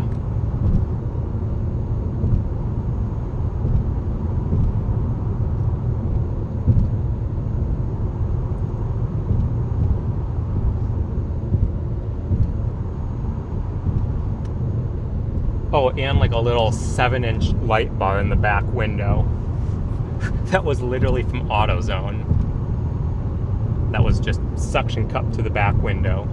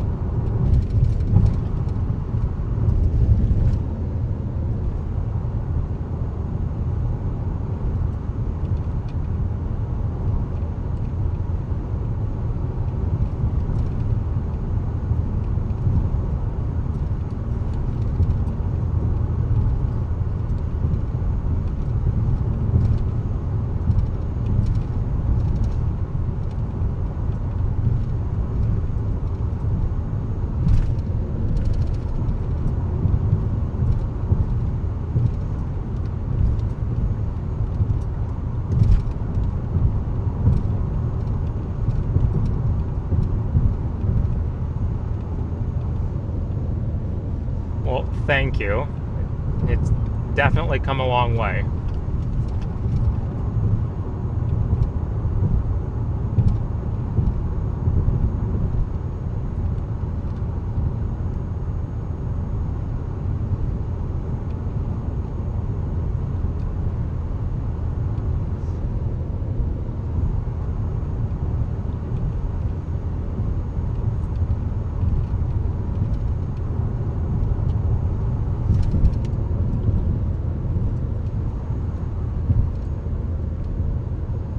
Can I tell you how I started chasing with Vince? Well, funny thing is, Vince actually came before I started chasing. I ended up becoming one of the moderators on his channel. And then I was like, and then a couple months later I started going out every once in a while chasing. That was 2 years ago. And then it was that day of the Mountain View tornado. I was like, I had sent a picture of what one of the wall clouds looked like in Discord, because I didn't have any radio communications or anything at that point. And then, because I was like the only one on that storm. And then him, Brandon, and Corey started coming towards the storm, because Vince was like, yeah, I've got someone out on this storm, and they just sent me a picture of a wall cloud, and it looks pretty stout. So then, like, from that point on, it was just kind of, if I was out and he was out at the same time in the same place, it was just kind of there. I didn't meet him in person until a couple months after that day, because it had just never worked out logistically. And then it's just kind of grown from there.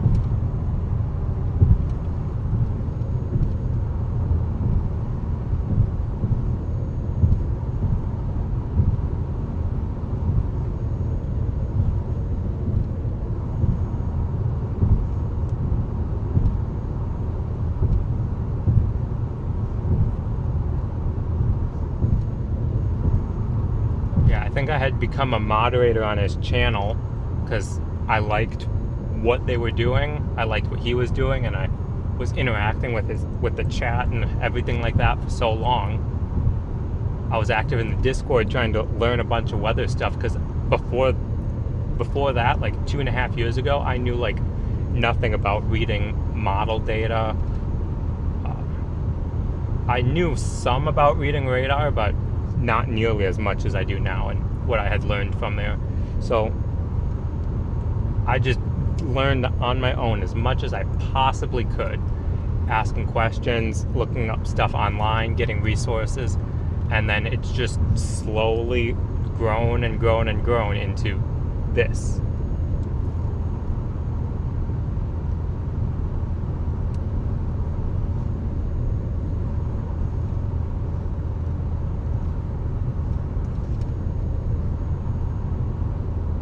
So I had become a moderator in like December. I went chasing very, very few times that spring because there wasn't really anything close. And then that May, we ended up on the same storm for the Mountain View tornado, which was my first tornado. But then he was checking on damage further back in like a little subdivision or something, where he was told houses had gotten hit and like debris was getting lofted.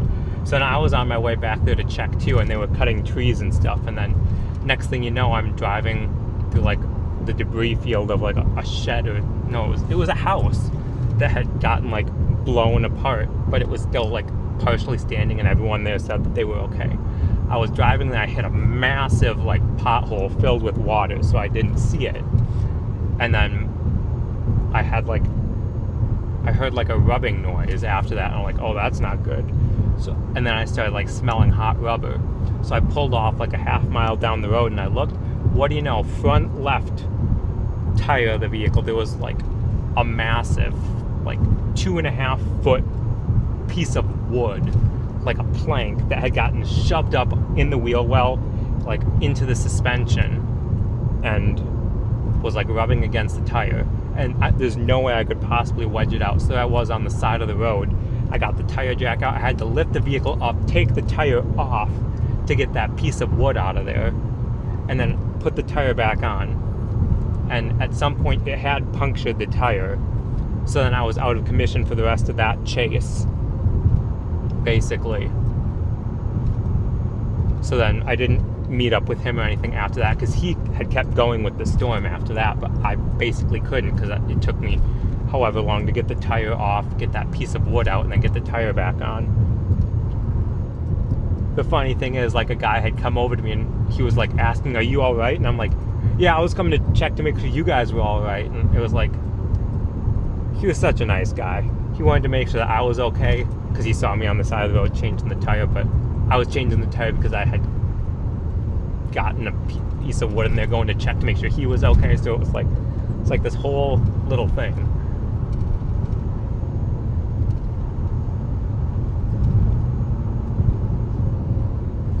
Yeah. And then I didn't realize that I had totally gotten a hole in the tire until later that day, and I was looking at the tire pressure gauge, and I was like watching it slowly go down, and I'm like, yep, I've got a leak somewhere in the tire.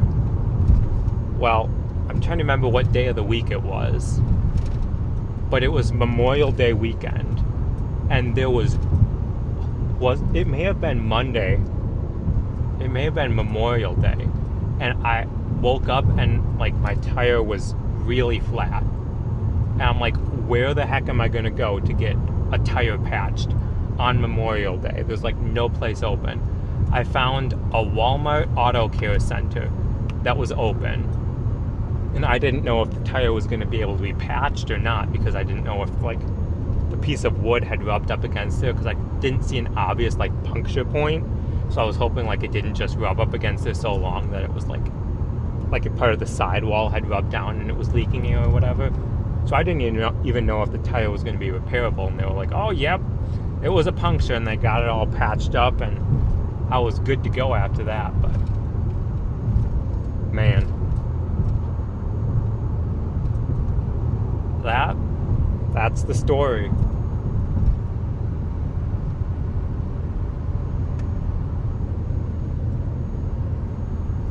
And it wasn't until, I don't know, 2 months later or so that I actually met up with Vince in person, because we were both chasing in like southern Wisconsin. It was a absolute garbage day, like nothing happened. But then we met up at a Quick Trip after the chase, and we went and got something to eat. It was kind of like a quick high by kind of situation, because it was just dumping rain and we were trying to figure out what we were going to do, and then it just kept going from there.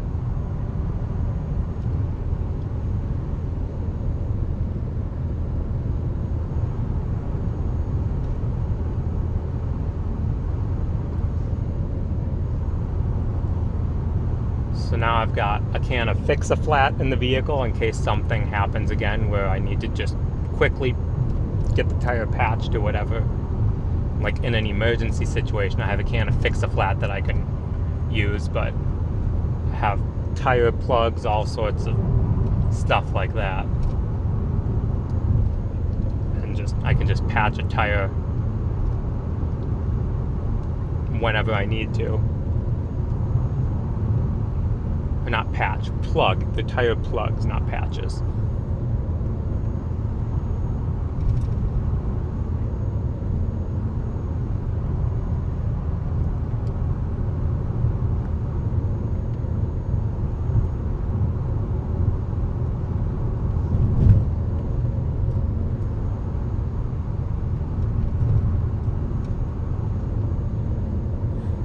So yeah, that's the story, and it's an interesting one for sure.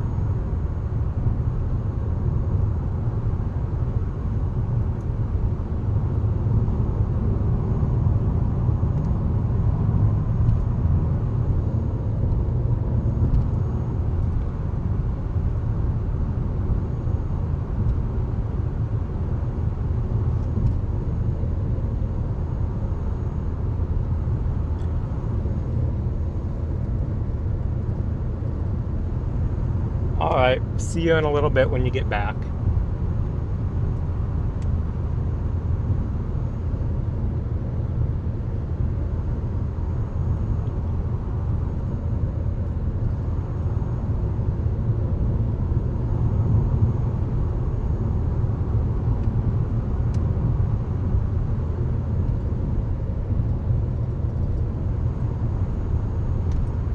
Oh, of course I did. That was never even...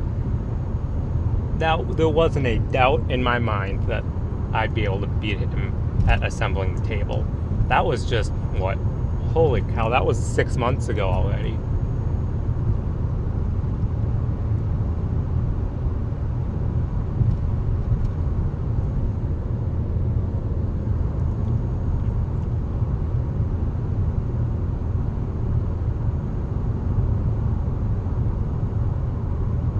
But yeah, I was out chasing a decent amount last year. But it was not nearly as in-depth and as well coordinated between me and Vince as it is this year, because obviously this year we're doing more Weather Eye stuff than last year. But last year, I was still out with him a decent amount, got radio communications up and running with a physical radio, so I didn't have to always use my phone. But yeah, last year was a good year for Weather Eye. Got some good stuff going, got everything rolling, and it allowed us to take things a step further this year, which I'm super excited that we've been able to do.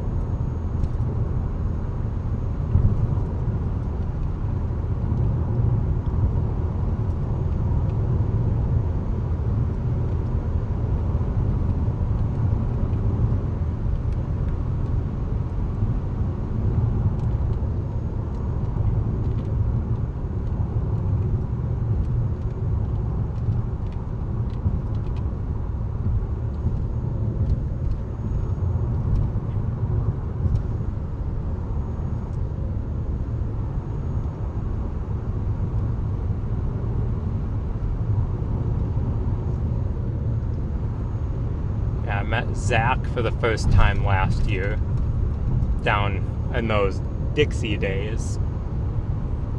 Mississippi, Tennessee, Louisiana, when we were there a lot. In April, we were busy down there.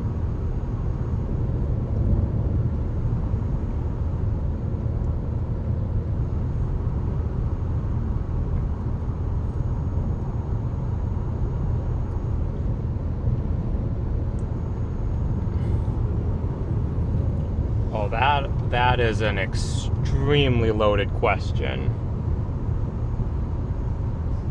Oh boy, that is a loaded question indeed.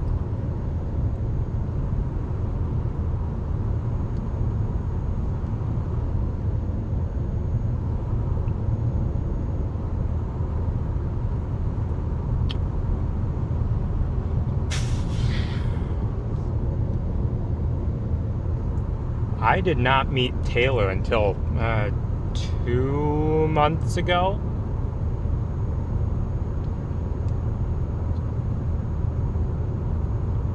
It was the day of the Kankakee tornado. I met him at the Loves. At a Loves in Illinois, I think it was.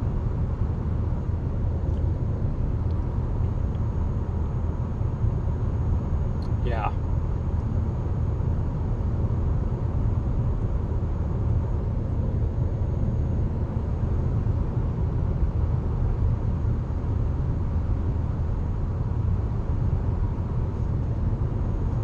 That was the first time I met Taylor.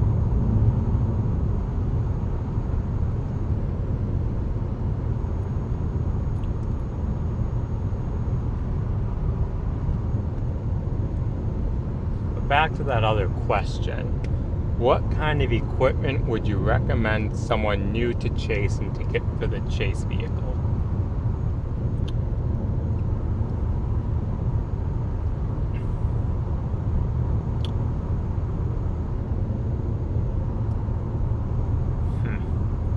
Are you talking like as far as stuff to like document the chase, or like vehicle related stuff, I guess? 'Cause like honestly, when I was starting out, the best thing I could have possibly gotten that I had was a dash cam. And if you want to go a step further, get a dash cam with like one of those. It has a front and a rear camera so that it records them both, because then you can focus on what you need to do, and in case something happens, like there's a really cool lightning strike or something in front of you, you have something that's constantly recording, and like after, you know, every day or whatever, so that the footage from that day doesn't get overwritten, like take out the SD card and save it to like an external drive or something. But I would say a dash cam is probably one of the best things that you can start out with, because it has to be a high quality one so that the footage is half decent. But just something that's able to constantly record front and back is huge, because then you don't have to worry about always trying to get a picture or a video of something on your phone. It's just something mounted. You don't have to worry about turning cameras, switching cameras, nothing. It's just everything recorded locally.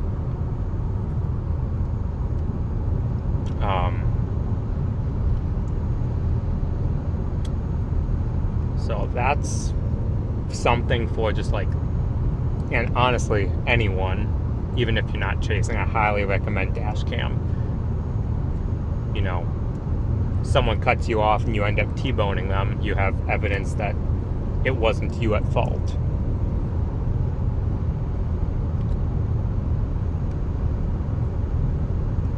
So there's that.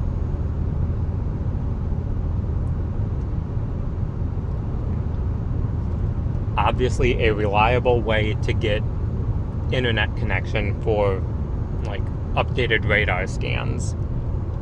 When you're not streaming, it takes there's a lot less need for bandwidth, because you don't need to be pushing a stream of however many kilobits. You need like a very minimal amount of data download to be able to get the latest radar scan. But if you know you have a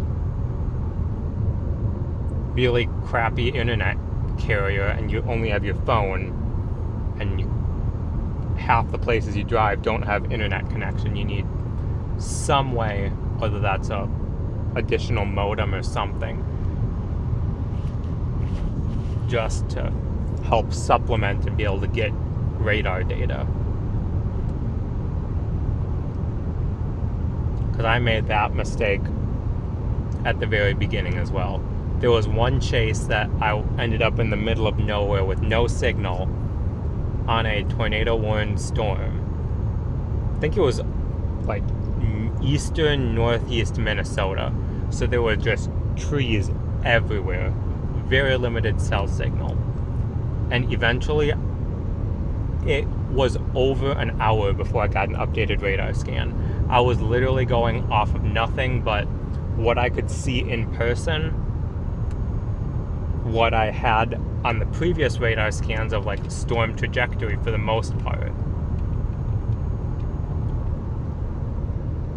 And then I just had the weather radio, and I was able to listen for where the warnings were coming out for, the storm track, and I was able to look at what county I was in and realize, hey, am I under this warning or not, and what's happening. I never want to ever experience that again, ever, because it was not a good experience, let me tell you. I think it was by Cottonwood, Minnesota.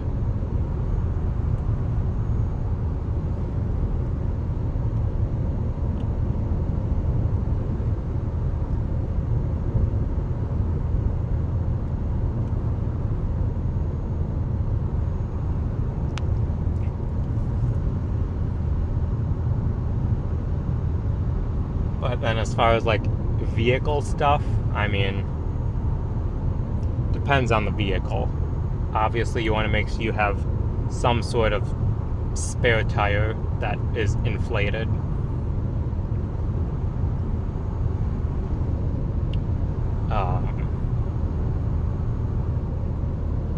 Probably, extra fuses in case you blow a fuse or something.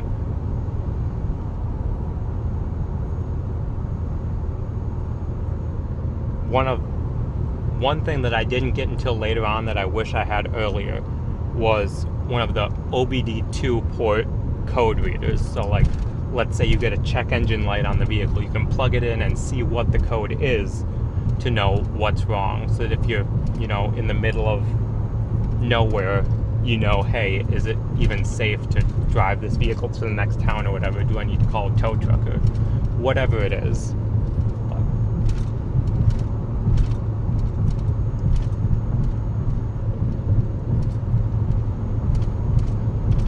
I mean, as long as you stay like on paved roads at the beginning or whatever, I mean,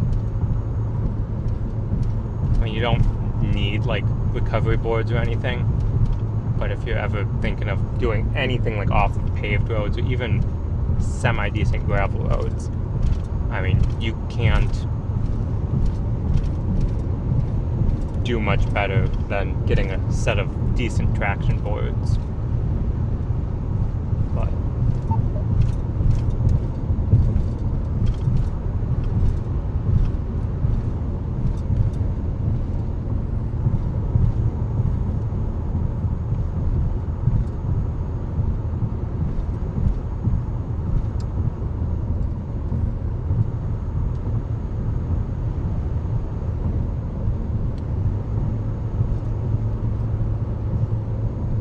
trying to think.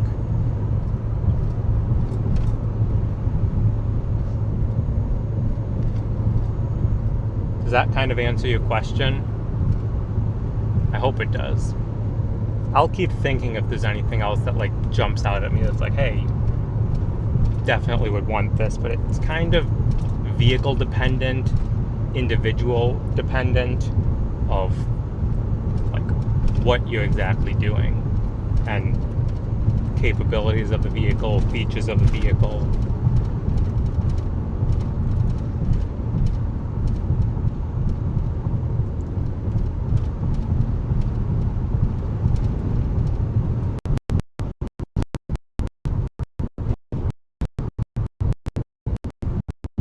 But as far as more generalized things that like I have in the vehicle, I would say just anyone has a vehicle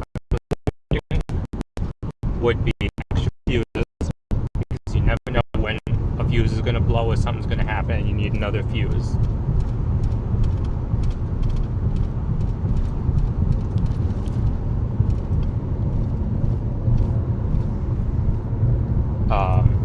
Again, spare tire.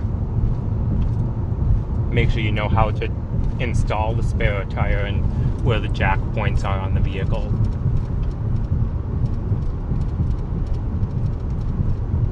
It never hurts. Come on. Channel 1. Come on, signal.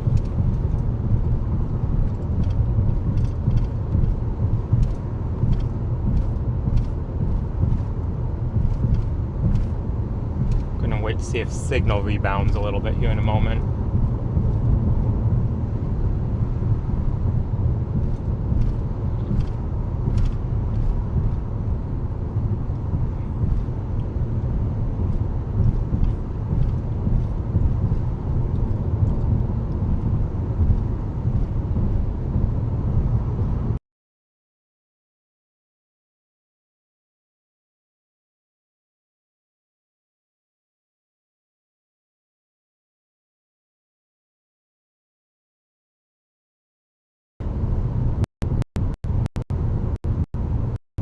So for the moment, signal seems to be bouncing back fairly good.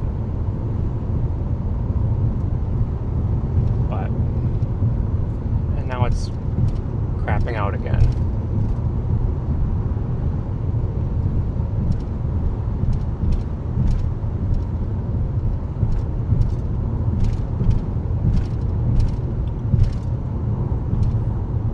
Well, I know why. Starlink is screwing me right now. I just got a notification that I went over the Starlink data limit, so now it's low speed data only, but I have my account set up so that it auto tops up.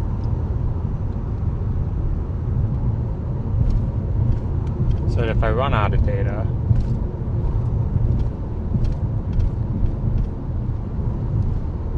it should auto top up, so that I never have this issue.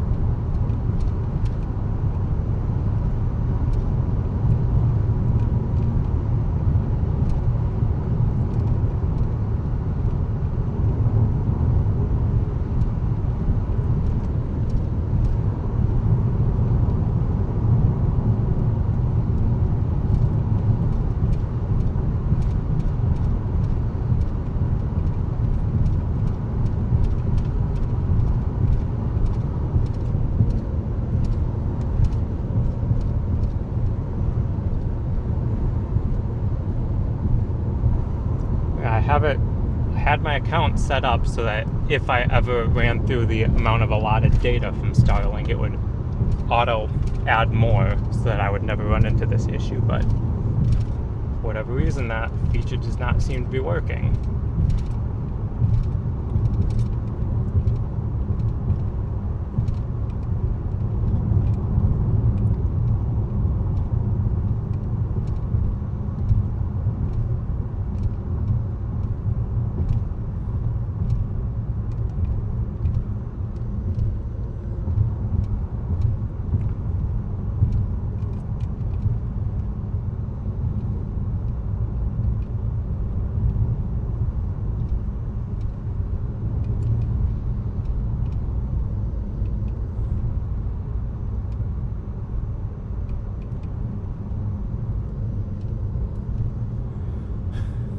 Come on, Starlink, what are we doing here?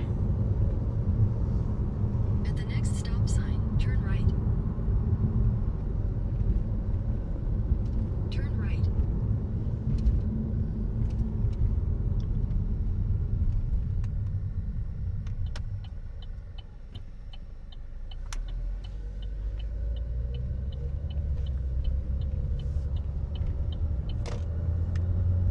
Well, let's see if there's any way we can make do with this.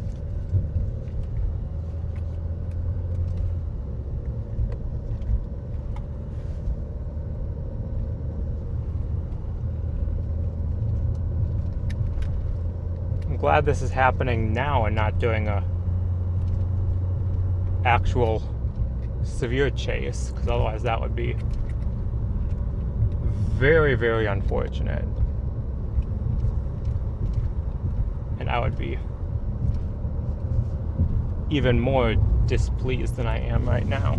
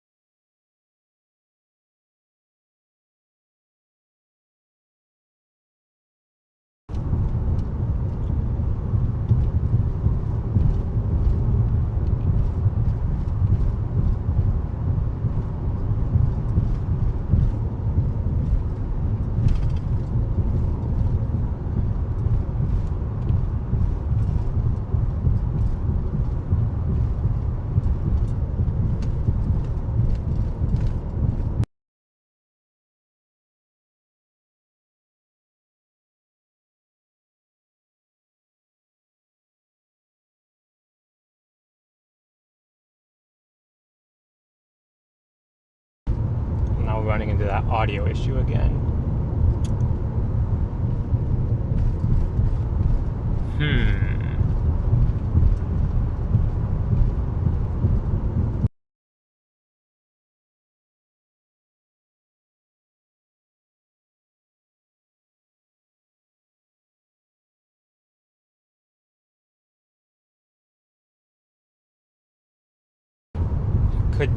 The plan will be updated within 2 hours, so it'll take effect.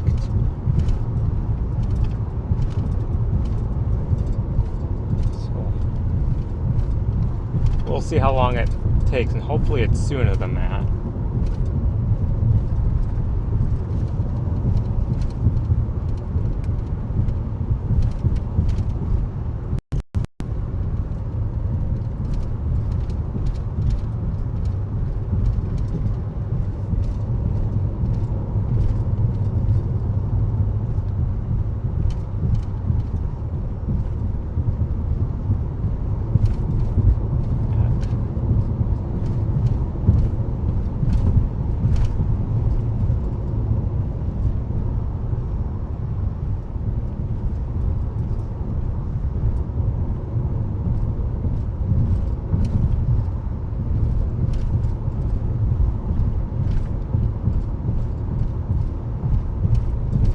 I mean, how is this for signal right now? Is it still manageable?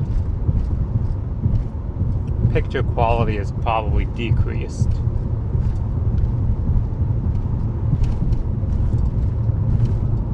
Because we're not able to push as much data, but let me know if the stream itself is at least manageably stable.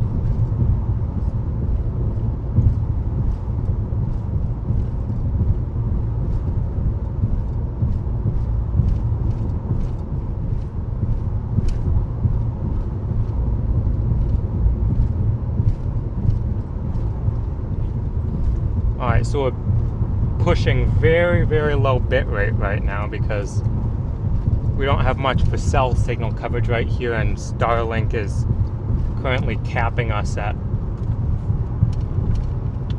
low speed data because we went over our plan limit, even though we shouldn't have, because the plan should be set to auto top up. But anyway, we should be back for now.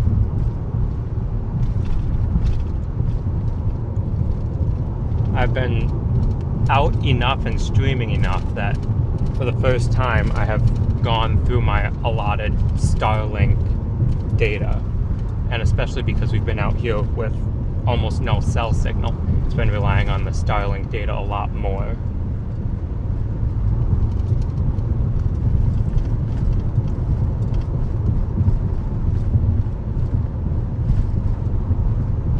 So should now be upgraded to their unlimited data plan, so I don't have to worry about this right now, but it's impossible to justify the unlimited data plan when you're out here only streaming a couple times a month, or like the past couple of months when it's been like really, really quiet, especially over the winter. You spend like $170 or something and then don't use any of the data, and it just hurts the wallet for no reason.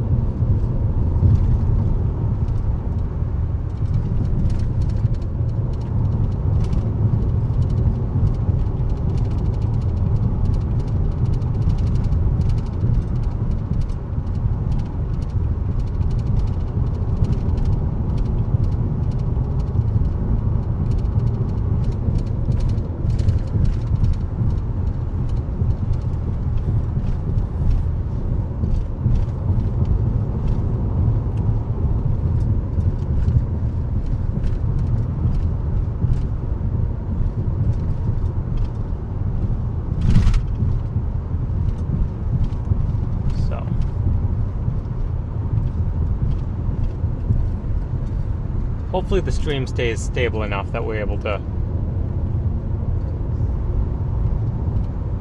get this taken care of and continue the stream. But yeah, I had been on like the 100 gigabyte data plan or whatever for Starlink. And because I've been streaming out here so much with limited cell signal, more of the data is being pushed through the Starlink than the cellular connections. So I'm going the data more quickly.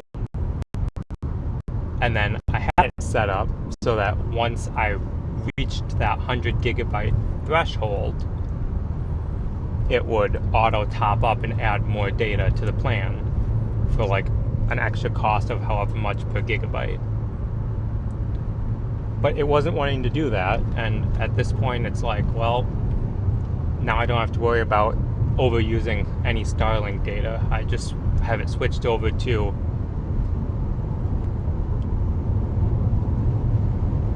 the unlimited data plan right now. But it could take up to 2 hours for that to actually hit the account and the Starlink dish. So right now we are currently limited by low speed Starlink data, I think, and then limited cell connections.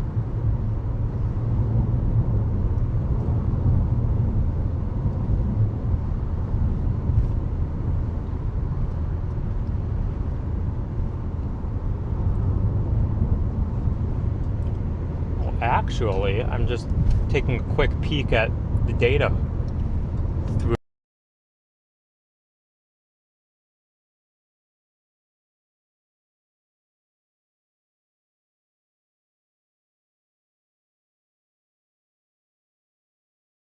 We definitely have high-speed Starlink back.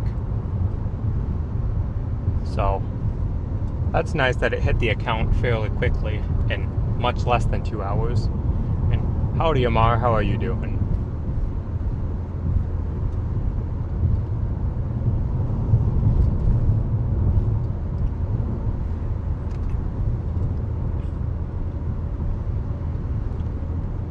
Well, thanks, Joe, for the continued membership for 5 months.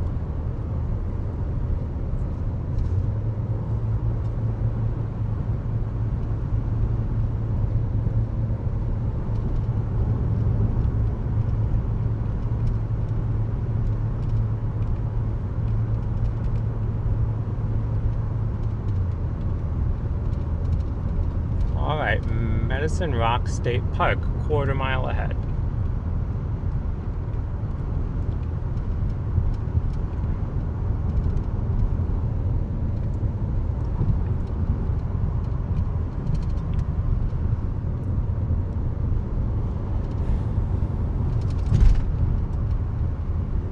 But that'll be nice, and since I enacted the unlimited data plan to start now instead of when my payment cycle usually is, I think it's like the 9th of the month or whatever,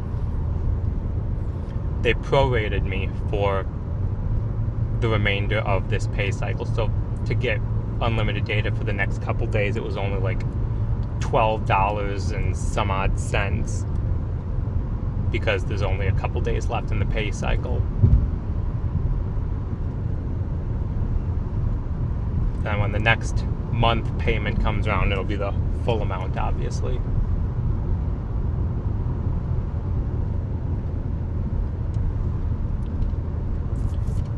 But yeah, thanks for riding along, everyone. We've had pretty good turnout.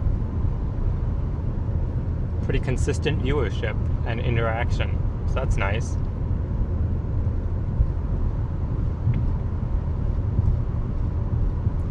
We are about an hour and a half from our destination.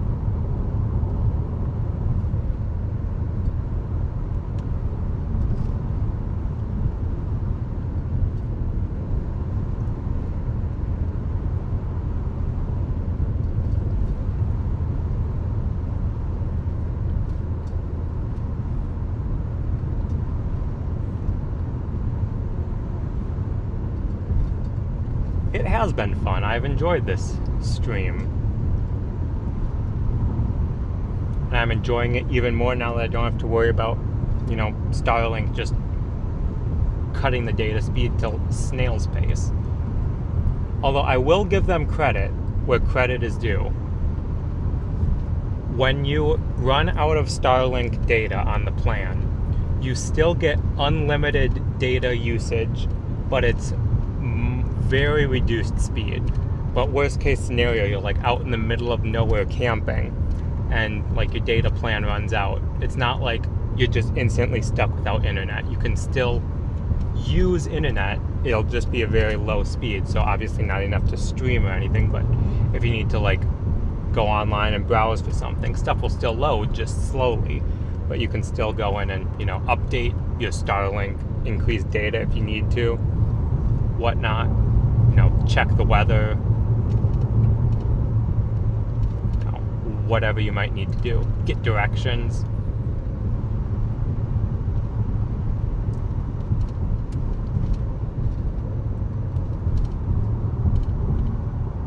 Oh yeah, I'll just go into my phone contacts here and, message Elon. Give me just a second.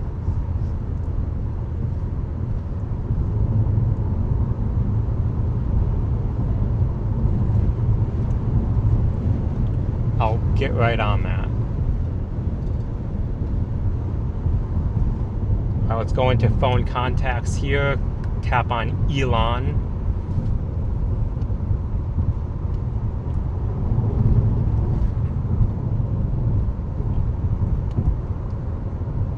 Alright, so we're not typing while we're driving. We'll push the microphone button to send the text. Hey Elon, I am having issues with the Starlink and I need it fixed now. My data plan is not working properly. I expect 3 months compensation of free unlimited data. Because I know how much you like the mighty Buick. Send. I don't know. That was complete bull, but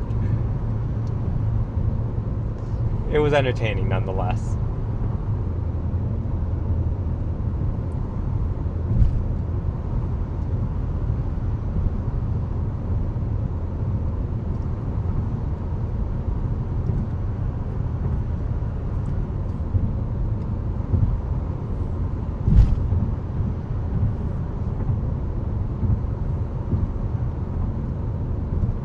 I was trying really hard to keep a straight face and not laugh as I was saying that out loud.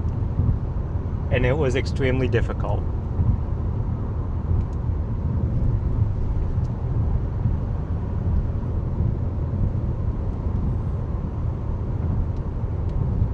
But thank goodness Amara was here to give us that fantastic idea to just message him directly. Oh, I forgot. Here, let's send him another message. In return, I will send you a free weather eye patch of your choice, whether it's the Rise 26 one or one of the circular ones. I can send one for you and one for you to give to someone else. Send. Alright, now we're cooking with grease.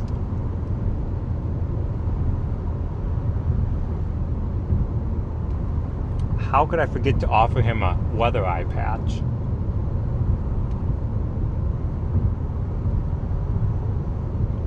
A shameful.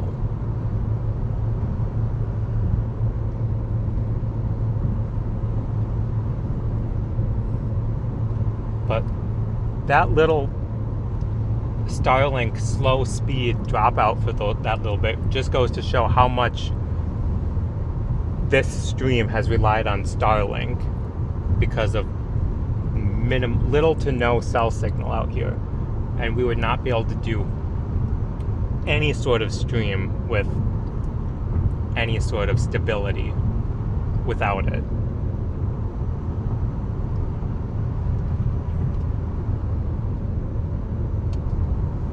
Let's see if this will make the windshield worse or actually clean off some of the bugs. I don't think it's doing anything. The bugs are too cooked on. I should have done that earlier before we got dehydrated buggage.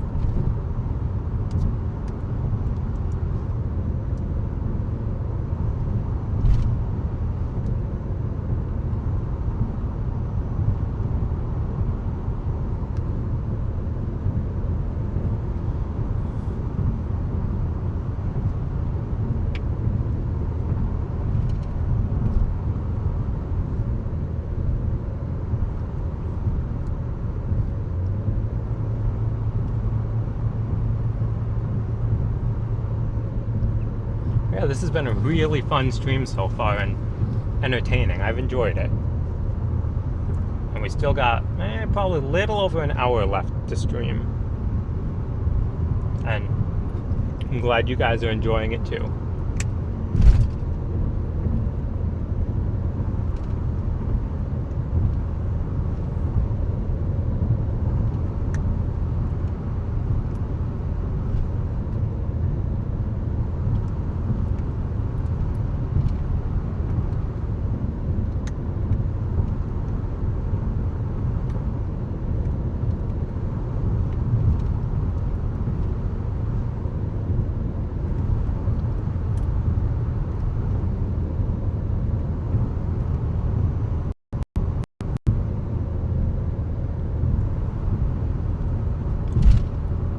But yeah, I'm really liking this road.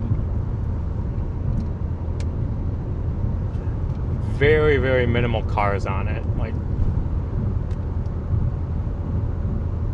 just open road, hills, cattle, and the occasional car. Fine by me. Excuse me. My goodness.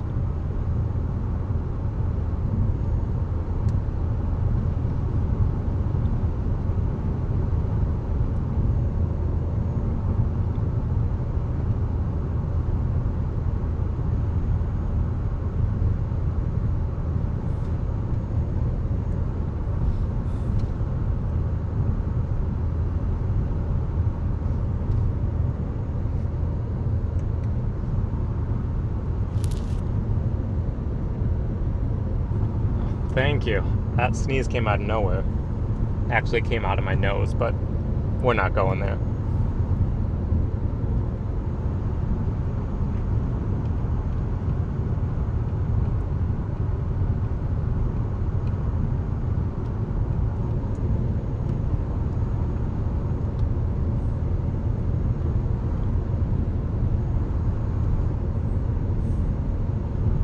Yeah, that's part of why I like doing some of these streams, because people get to see parts of the country that they otherwise would not see or get to enjoy, other than via like a picture or something. It's a lot different when it's a live view of going through an area. Because I know a lot of people have said that exact same thing. like getting to see parts of the country or the world if they're from a different country that they otherwise would not be able to see.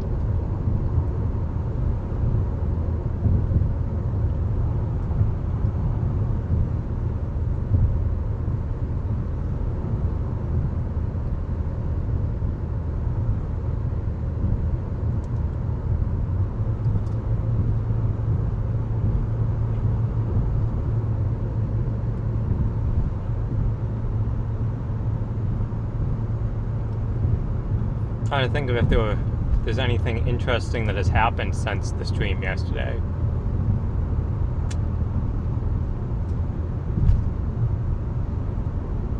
I already told you guys about the oil change fiasco yesterday.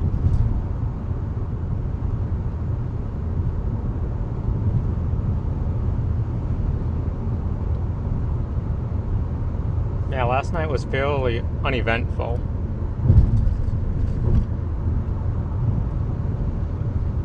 In a good way.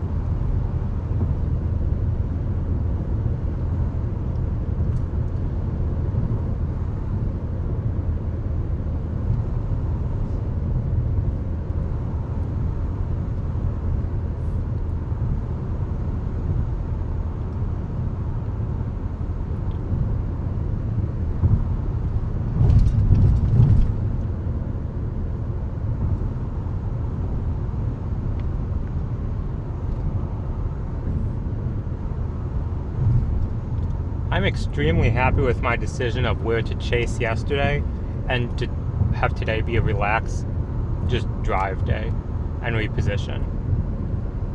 Because again, I can get to my hotel by 3 o'clock mountain time tonight. And then I have time to just relax because I'm basically in the target area for tomorrow. So I don't have to leave the hotel at 7 in the morning. I can stay all the way until checkout time, basically. And I can relax, get stuff all charged up, get some other, technical things worked out on the back end, get some social media stuff up and going. Because I still haven't gotten through those time lapses from the past couple days and uploaded them to Facebook. I was looking at one of those yesterday after I had stopped for the night. I looked at the time lapse of before that storm went tornado warned a couple days ago, and we were watching the scud form underneath and just move all the way around it. The time lapse was absolutely fantastic, and then about halfway through, the camera must have shifted on the platform that I had it on, and so it's perfectly steady, and then it drops down a little bit as far as the picture, what's in frame, and then it's stable again.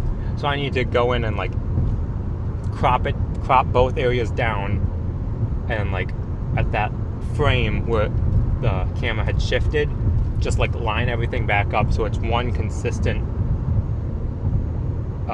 frame of view. But I was man, the wind must have shifted it just a little bit off of the block that I had it sitting on. Our destination for today is Glendive, Montana. I think check-in is 3 o'clock at the hotel, so that's not bad at all. Even if it's 4 o'clock, I really don't care. This will literally be the earliest I have ever gotten to a hotel that I've chasing. Because typically on the nights I do go to a hotel, it's 8 o'clock, 9 o'clock at night, and it's you basically get there, get a couple things taken care of, and then it's the night is done. It's where did all that time go?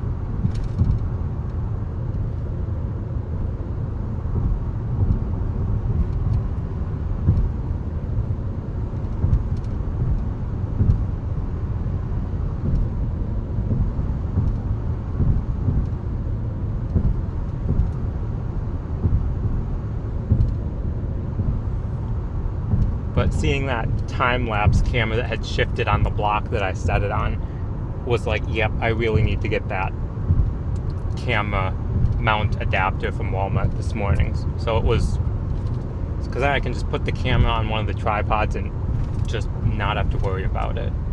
Don't have to worry about balancing it on the roof of the vehicle, on block, a fence post, something. I can just stick it onto the tripod, set the tripod up, and forget about it.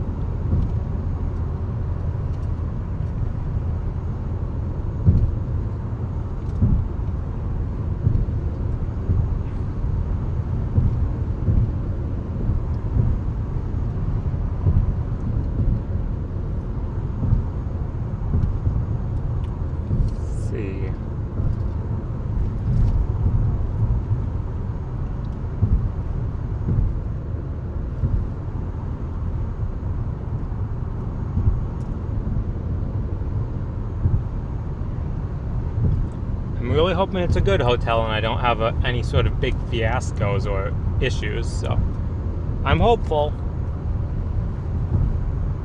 And I'm going to say I'm optimistic about this one. I got a good feeling. I'm really hoping it doesn't let me down.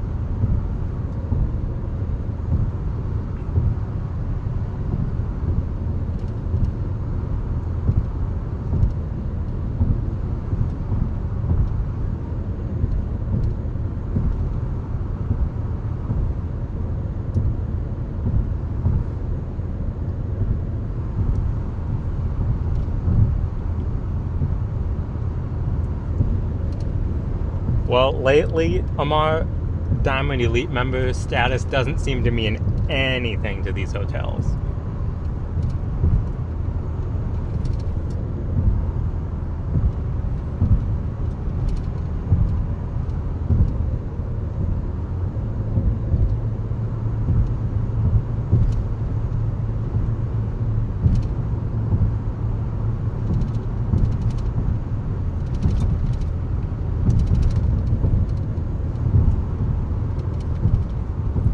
We got a very slow moving truck here, just as we get to a no passing zone.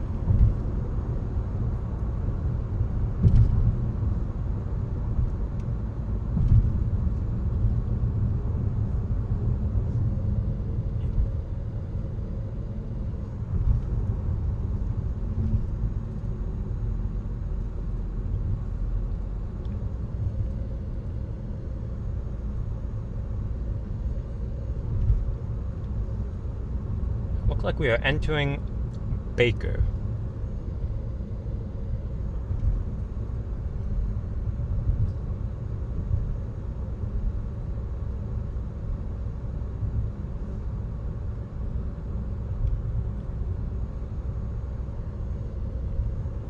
Yeah, service has gone down a lot in businesses.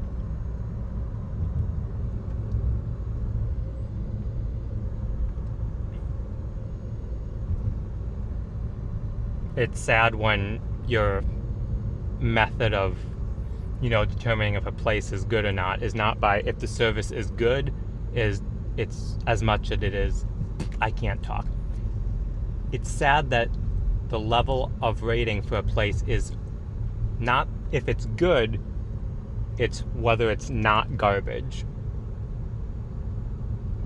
Or this is the best place because it's the least garbage of all of them. It's not like, it's not good, just not bad. That's unfortunate. I was thinking what I was thinking, but my tongue was not going with what I was trying to say.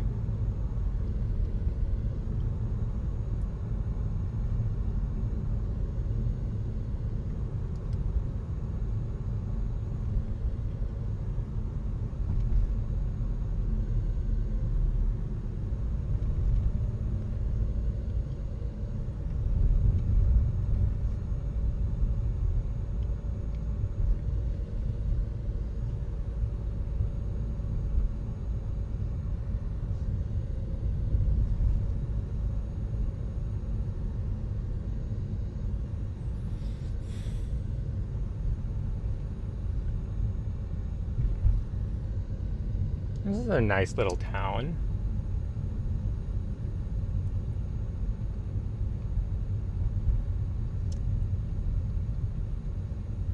Gonna see if I can find a date on one of these buildings to see when it was built.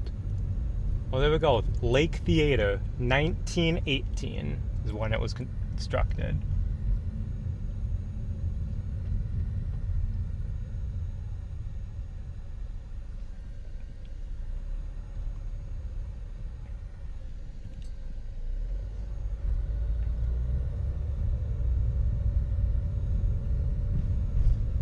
I figured one of the buildings out here would have the date of when it was constructed, like in the bricks. And yep, Lake Theater, 1918. So 108 years old.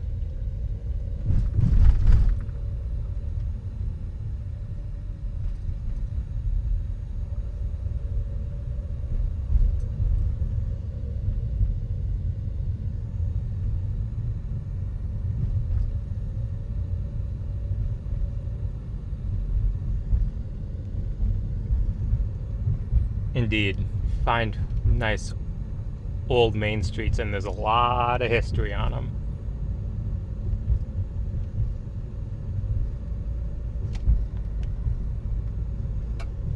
And that's just what you can see from the outside. If you actually stopped and talked to someone who like knows the history of the town, man, you could just go from town to town.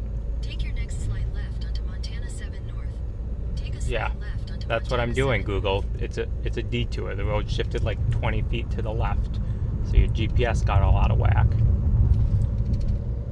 But yeah, if you could spend your whole life going from old town to old town just asking about the history of these places, and you would learn something new about every one of them. And I'm sure every one of them has a unique backstory. Some of them I'm sure are probably similar, like some of them are like, yeah, this was a gold mining town, and then when people couldn't find any gold, it became abandoned or whatever. And yeah, there's some with similar backstories, but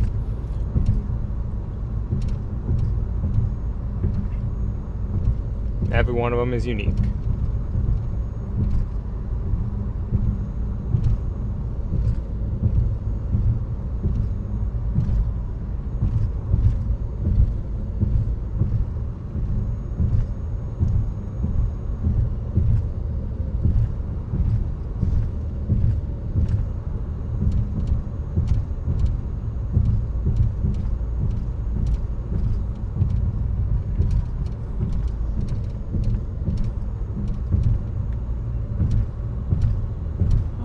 I haven't seen one of those signs in a very long time. Speed limit is 70, but at night the speed limit is 65. And it makes sense.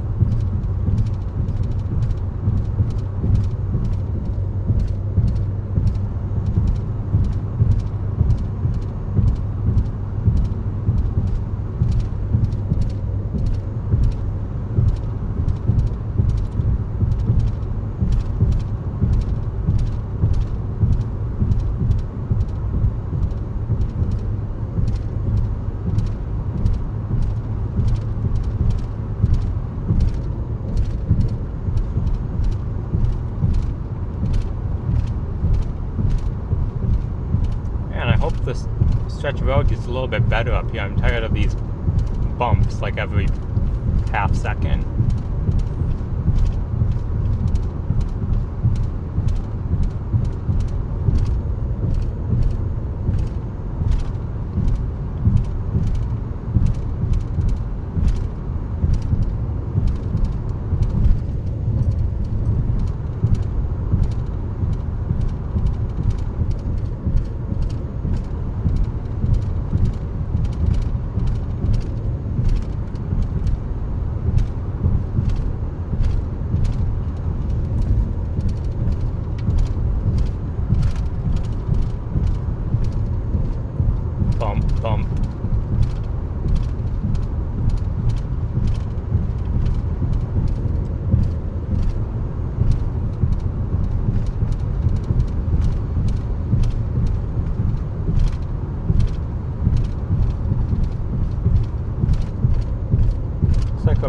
1 hour away from our final destination for today.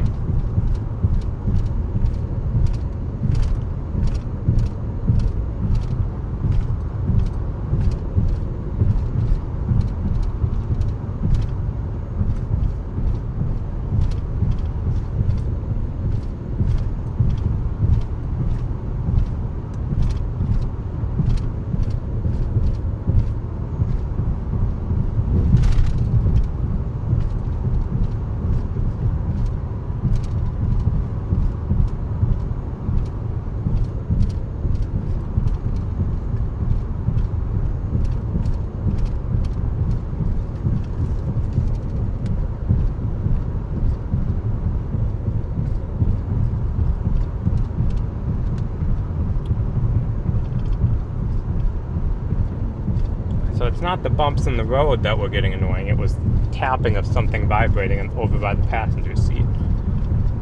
So I think next time I'll need to get a piece of Velcro and hold something down so it stops bouncing around.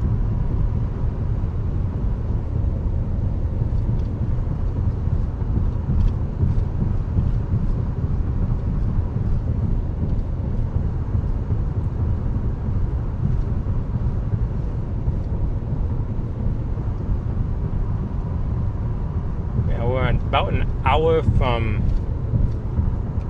gosh,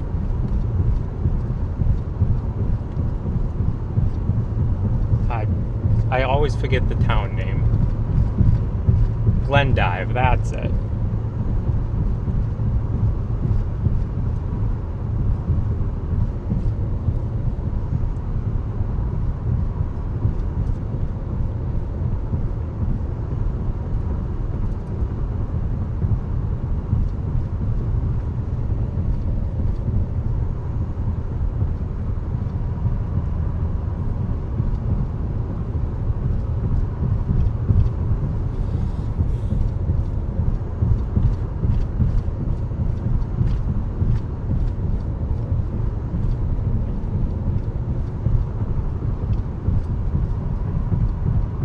So much open space out here.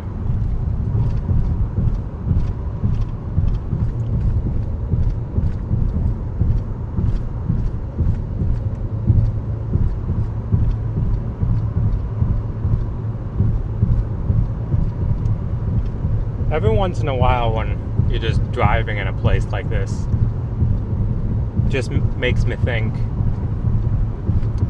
what it would be like coming through here like when there was no road and just like horse-drawn carriage just like going west and just seeing all this wide open space on the terrain, the hills, all that stuff. It's just like what it would have been like seeing that for the first time. Like you come over a hill and it's just endless like this.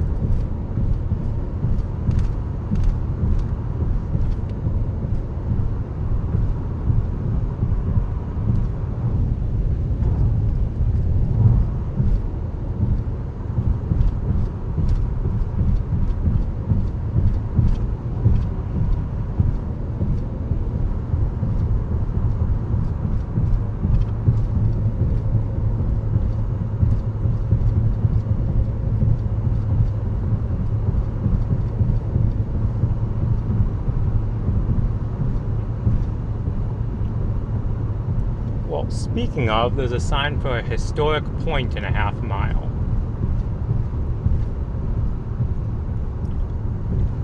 You know what? Just for fun, we're gonna stop and see what this historic point is. It's a little pull off here.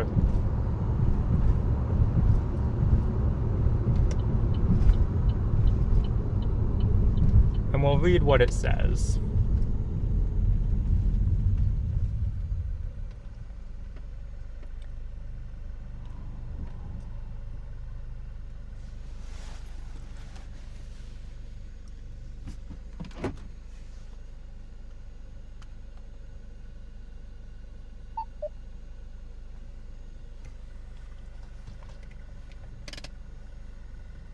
Huh. Well, talk about perfect timing.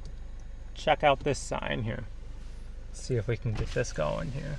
Don't know if you guys are able to read that or not. Wagon Road. Around these gumbo buttes and across these ridges and valleys, an old road wended its way between Fort Abraham Lincoln on the Missouri River in the Dakota Territory and Fort Keogh on the Yellowstone River in Montana. Although the Indians blazed the trail generations ago, it was not until railroad surveyors utilized it shortly after the Civil War that it saw heavy use by non-Indians. Government mail stages, heavy-loaded freight trains destined for Forts Keogh and Custer, covered wagons, buffalo hunters, soldiers, and people searching for homes, wealth, or adventure plodded along this meandering trail after the end of the Great Sioux War in 1877. In 1877, one freight train of 95 wagons, each drawn by 4 to 6 horses or mules, and each loaded with supplies of all kinds, made up the largest known train to make the trip. All were constantly watched and harassed by the Indians, whose lands and way of life were, by trick and treaty, being forever forced from them. With the buildings of the Northern Pacific Railroad, and also the fences by homesteaders, the trail was abandoned. A few grassy ruts may still be seen on the ridge to the southwest. To the southwest, huh?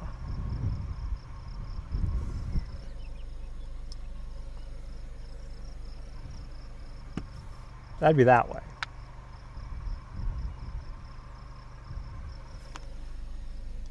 Huh.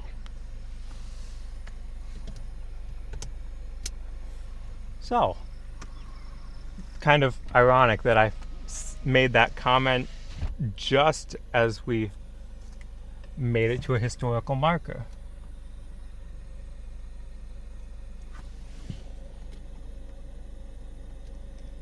I bet those ruts are a lot easier to see when it's not so green out here and things haven't really grown as much.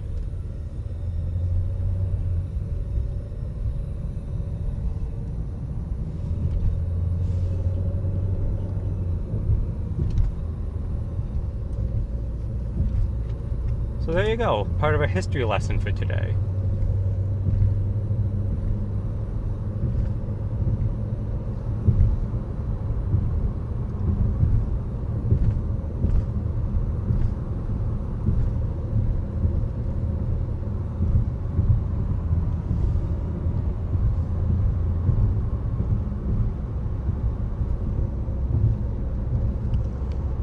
The timing of that was just impeccable.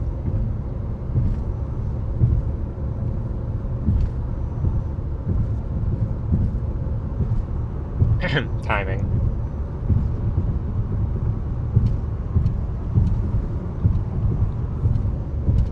Channel 1.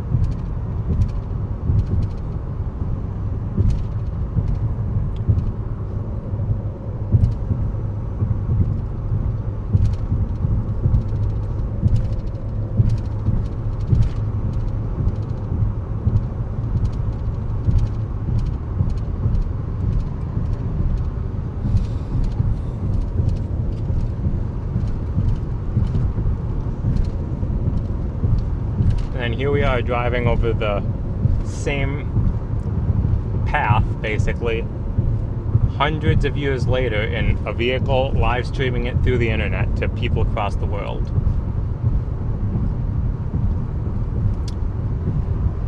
Puts things in perspective a little bit.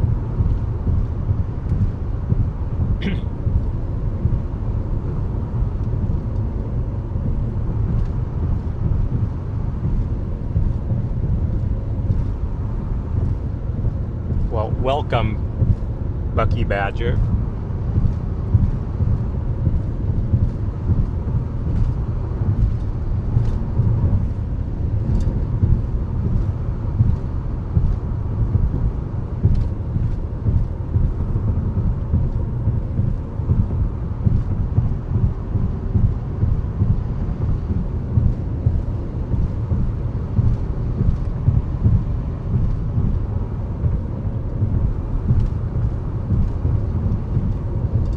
fun just to think of how much like cool abandoned stuff is just like buried around all these places, just been lost over time.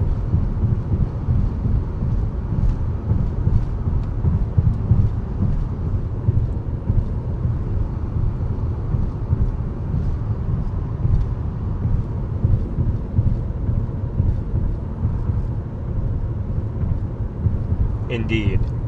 Back then, someone had a mighty wagon just as Aiden coming through in the mighty Buick. Absolutely could not have said it better myself.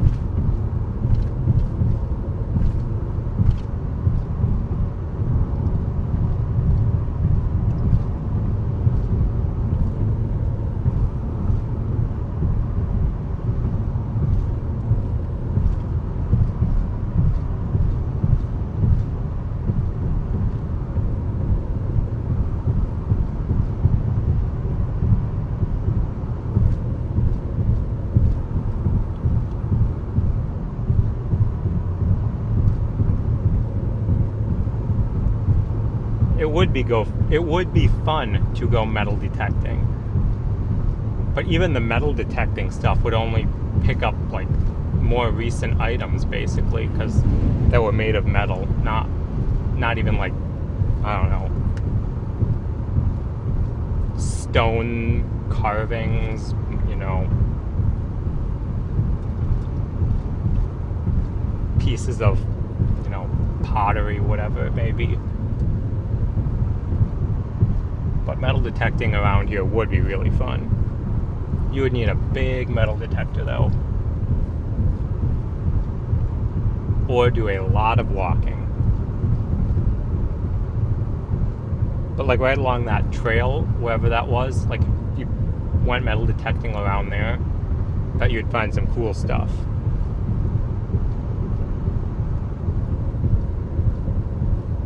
Yep. Buckles, buttons, coins, exactly.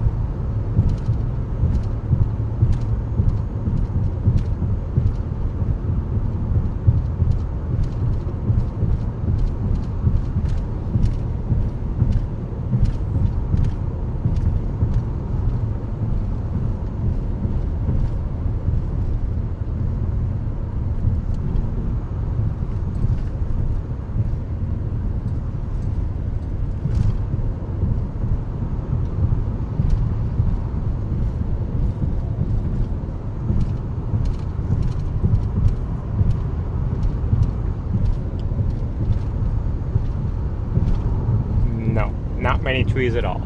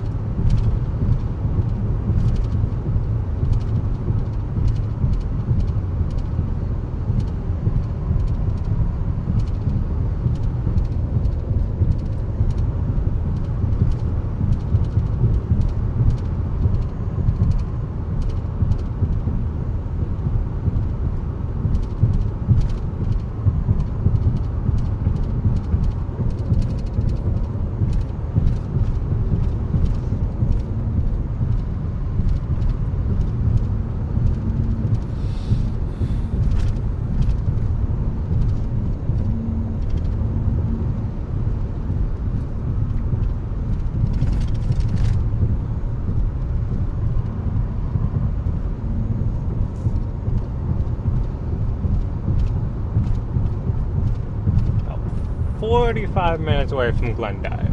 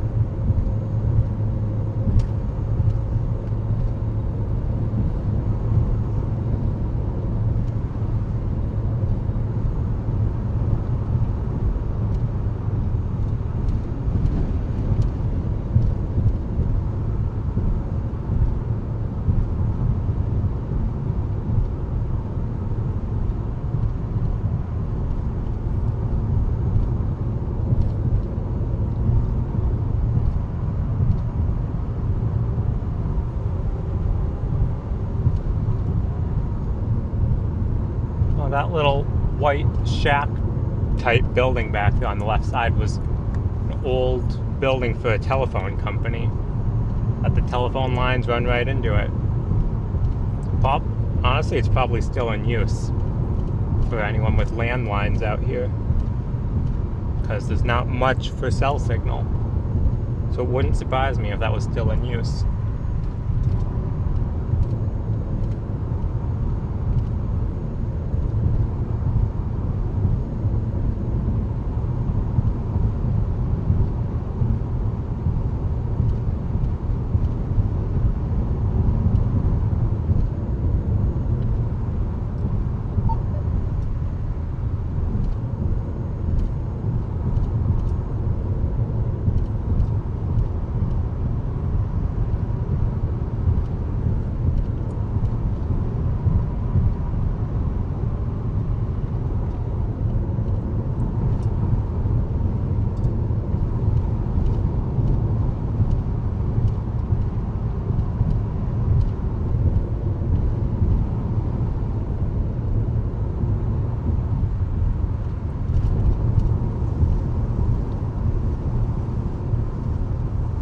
See if we can at least get some of the more fresh bugs off of the windshield.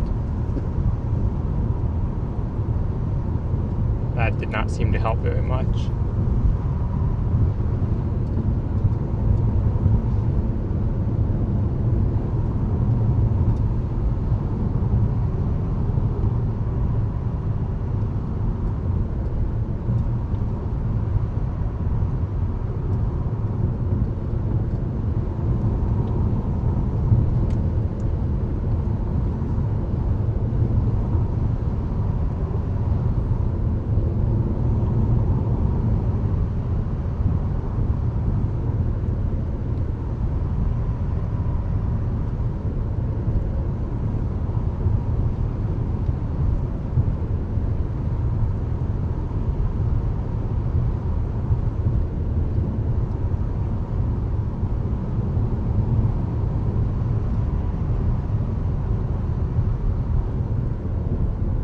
I don't know. They might not. I could see it going either way. But I'm leaning towards maybe not. But I could be very, very wrong.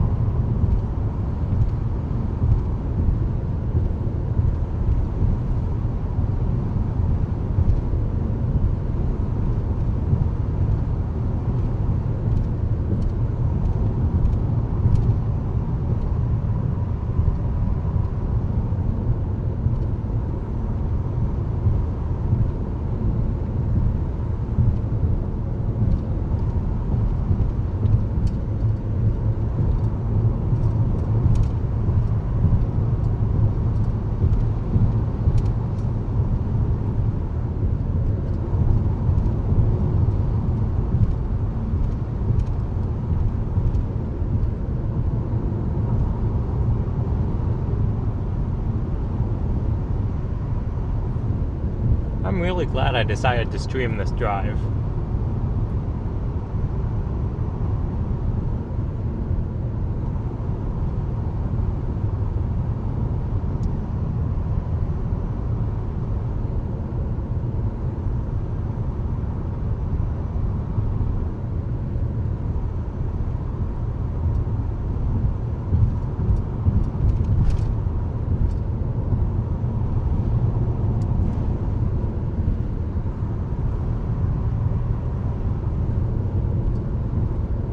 Once again, goes to show, you never quite know where you're going to end up out here when you're chasing, and what you might see.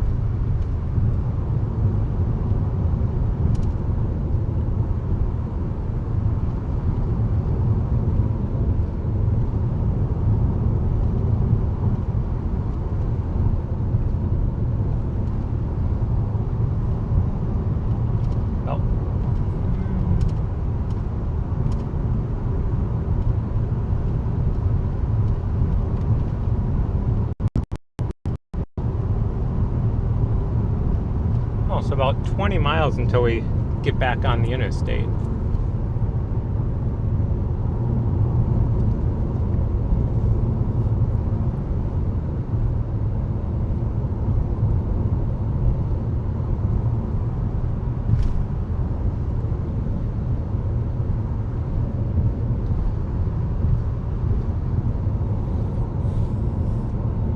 Didn't realize that we went on the interstate again for the last portion of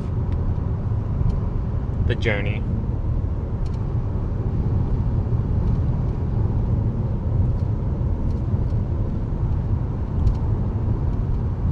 Alright, we're gonna slow down here because we've got an approaching tractor. Channel 1.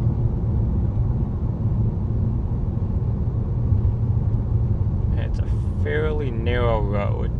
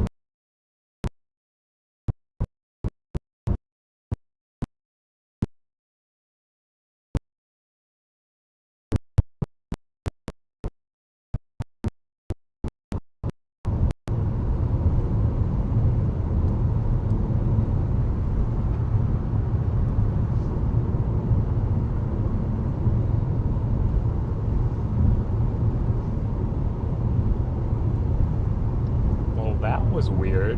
Don't know why the stream just cut out like that, but we should be back now.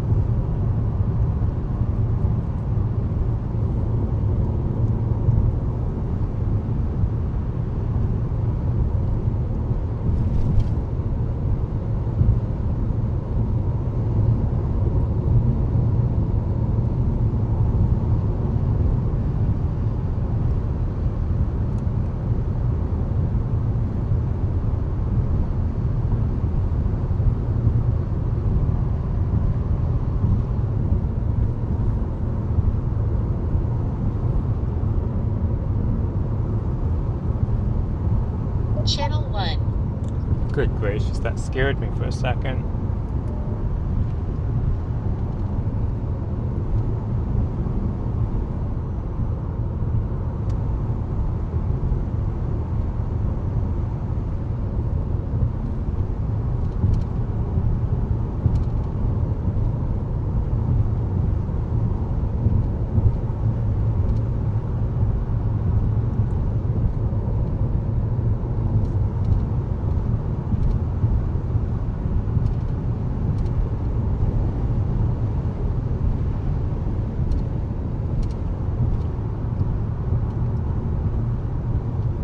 It's always nice when you go to like small towns and areas kind of like this, and you have no idea who the person is in the other vehicle, but it's just like standard practice that like almost everyone that passes you waves as they go past.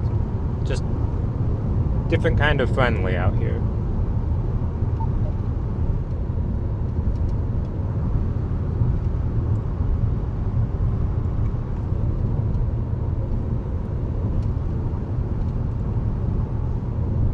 Channel 1.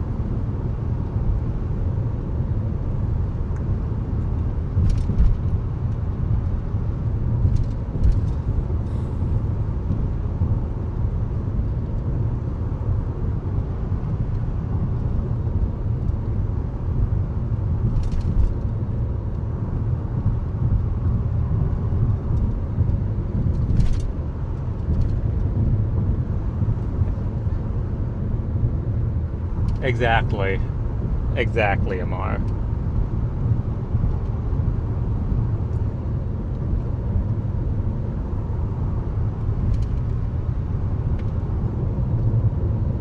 Other places that give you a nice wave with one finger as you go past.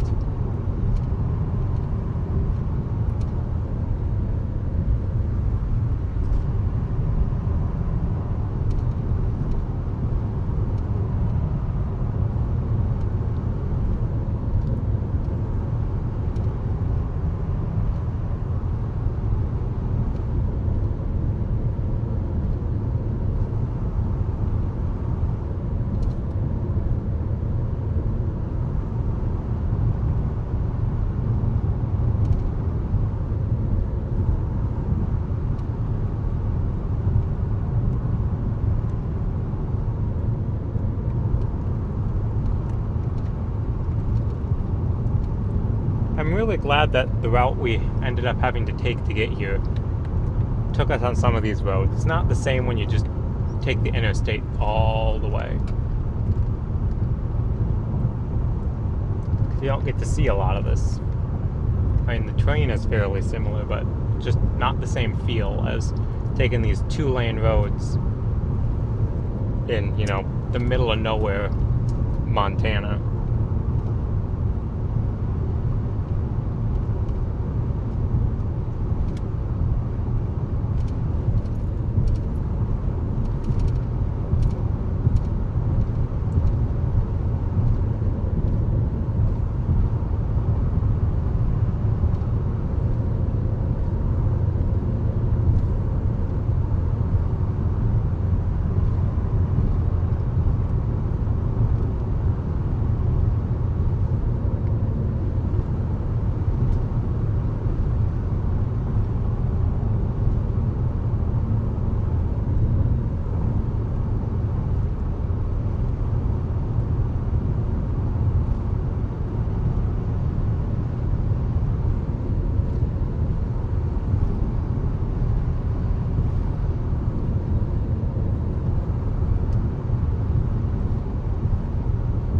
About 9 miles till we get to the interstate.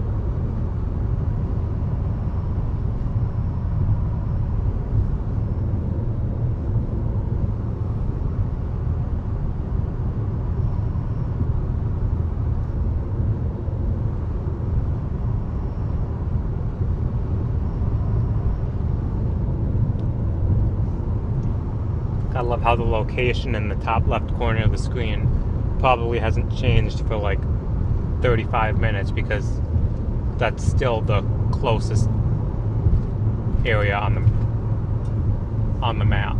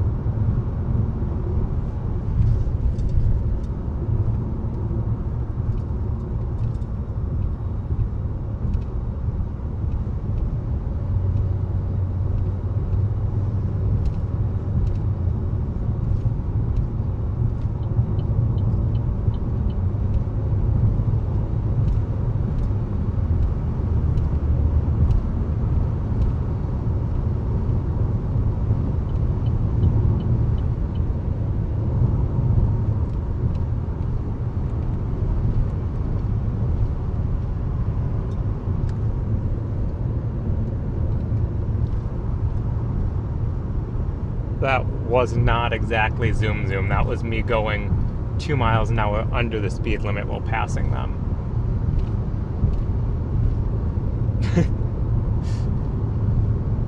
But compared to them, yes, zoom zoom.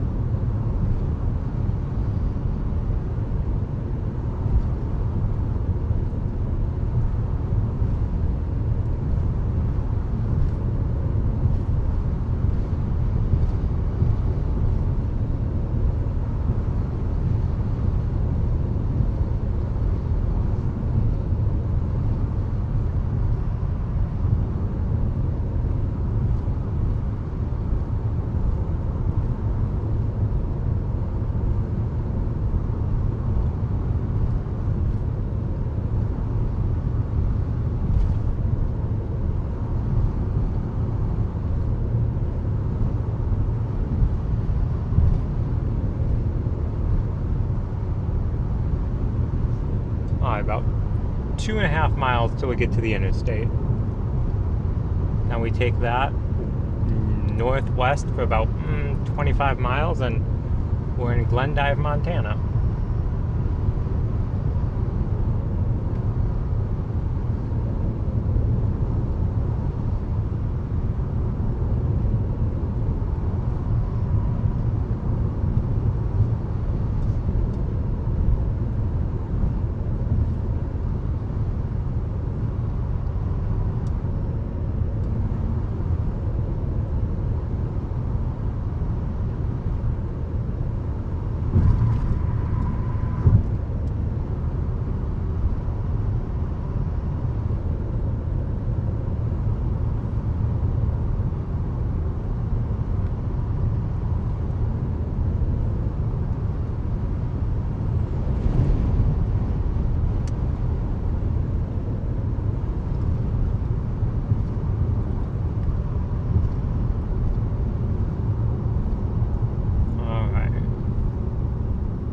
Town is this that we are coming into?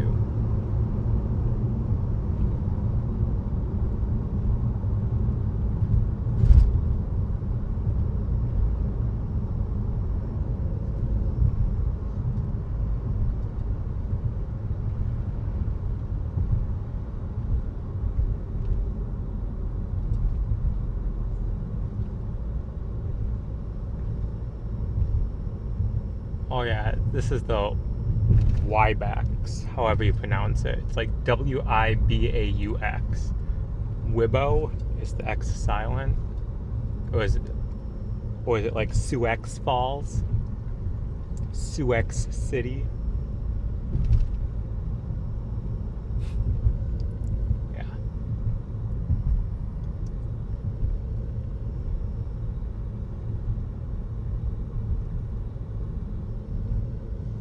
Looks like it's like a nice little town.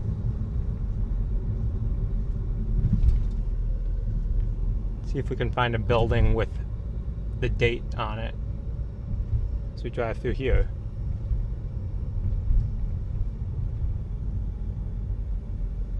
Okay, we're gonna give him plenty of room to turn.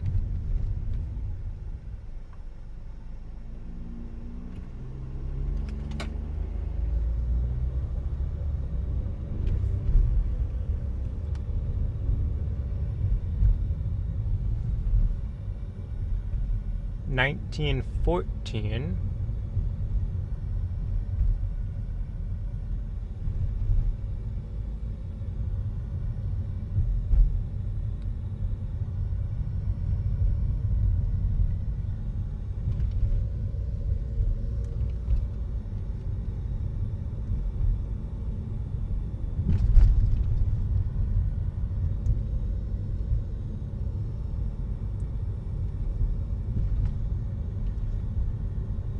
At the next stop sign, turn left. Oh, that's the first time Google has talked to us in a very long time.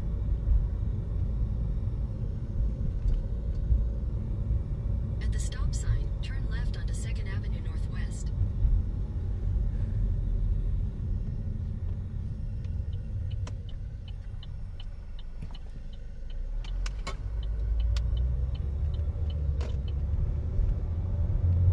In 800 feet, turn right onto I-94 Business Loop.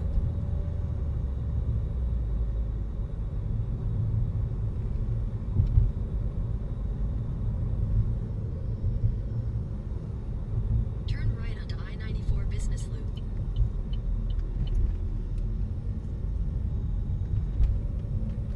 In a quarter mile, turn left onto the I-94 West ramp to Billings.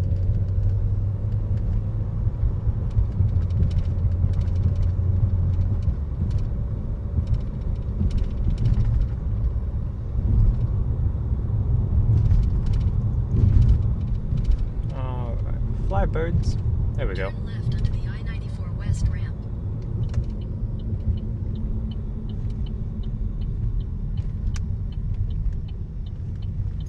Continue on I-94 West for 26 miles. Alright.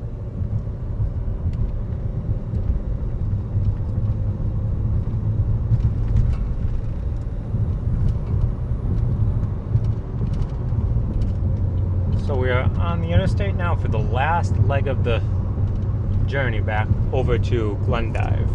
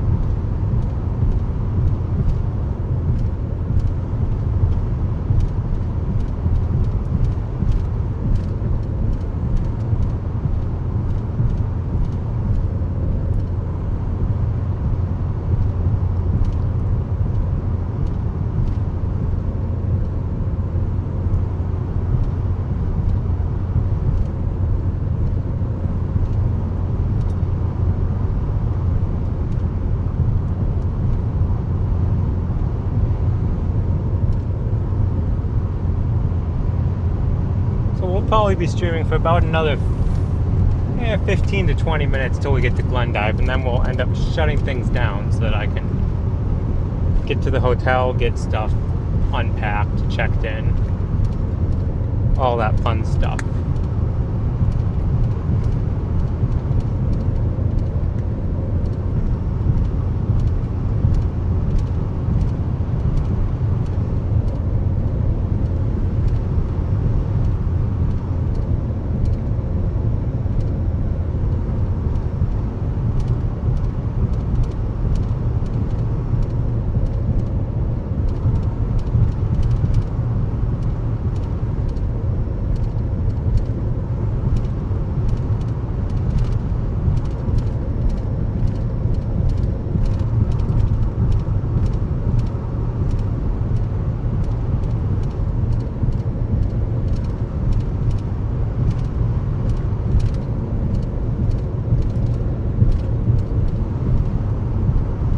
I don't know what they have for food in Glendive. I haven't even looked.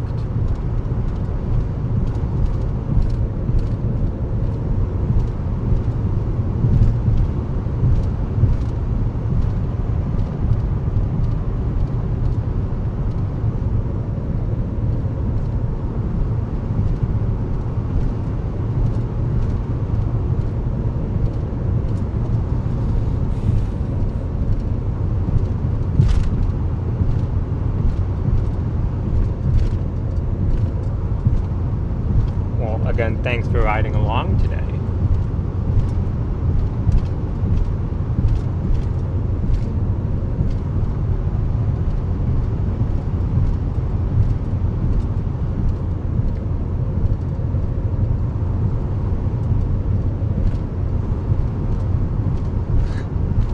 I'm not quite sure what that would be, Amar. I really don't know.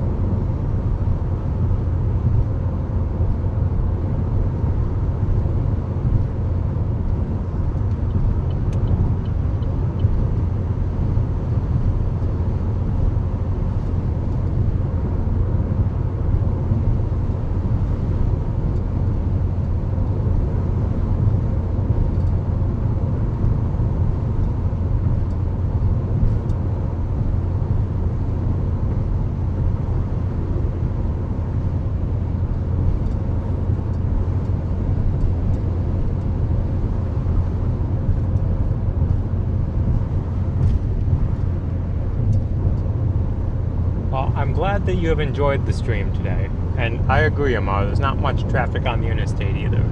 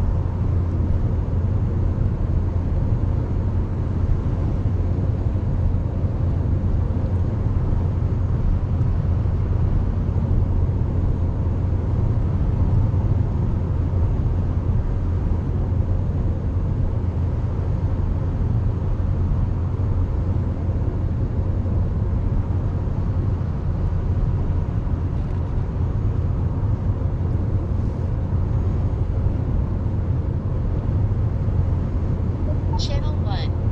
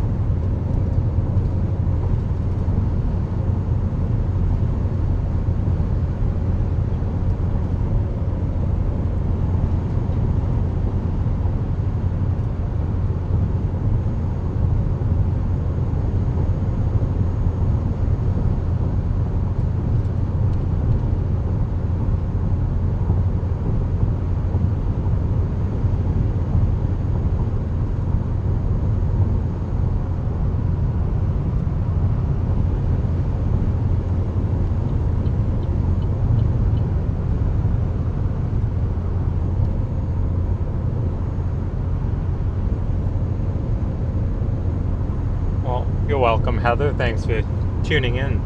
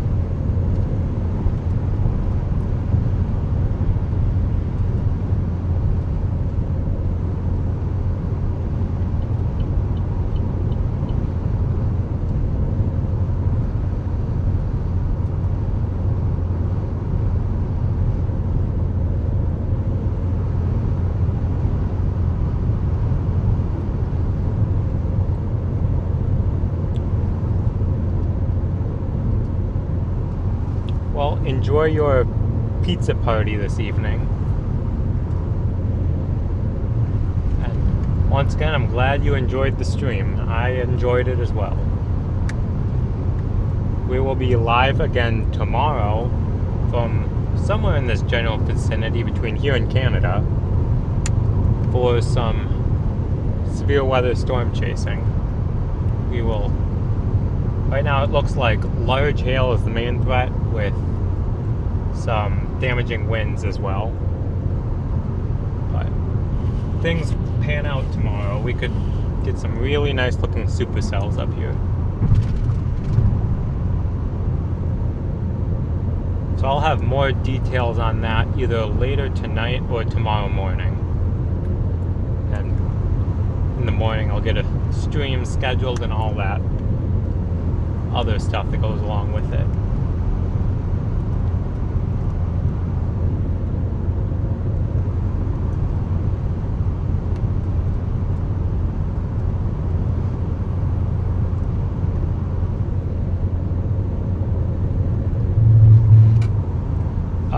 Negative, Amar. I did not bring my passport, and even if I did, it's expired. So that's not exactly in the cards.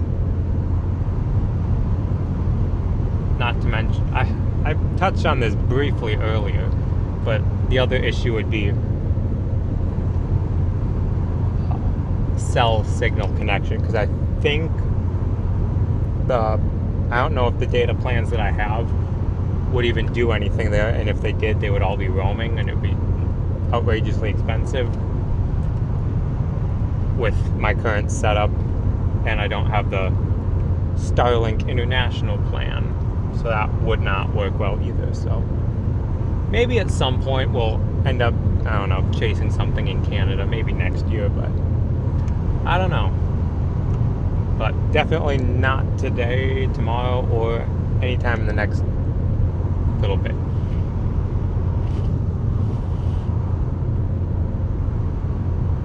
But I am slightly concerned if some of this risk area moves just a little further north, we'll get stuck with the storms going north into Canada, and we just gotta sit there and watch them leave.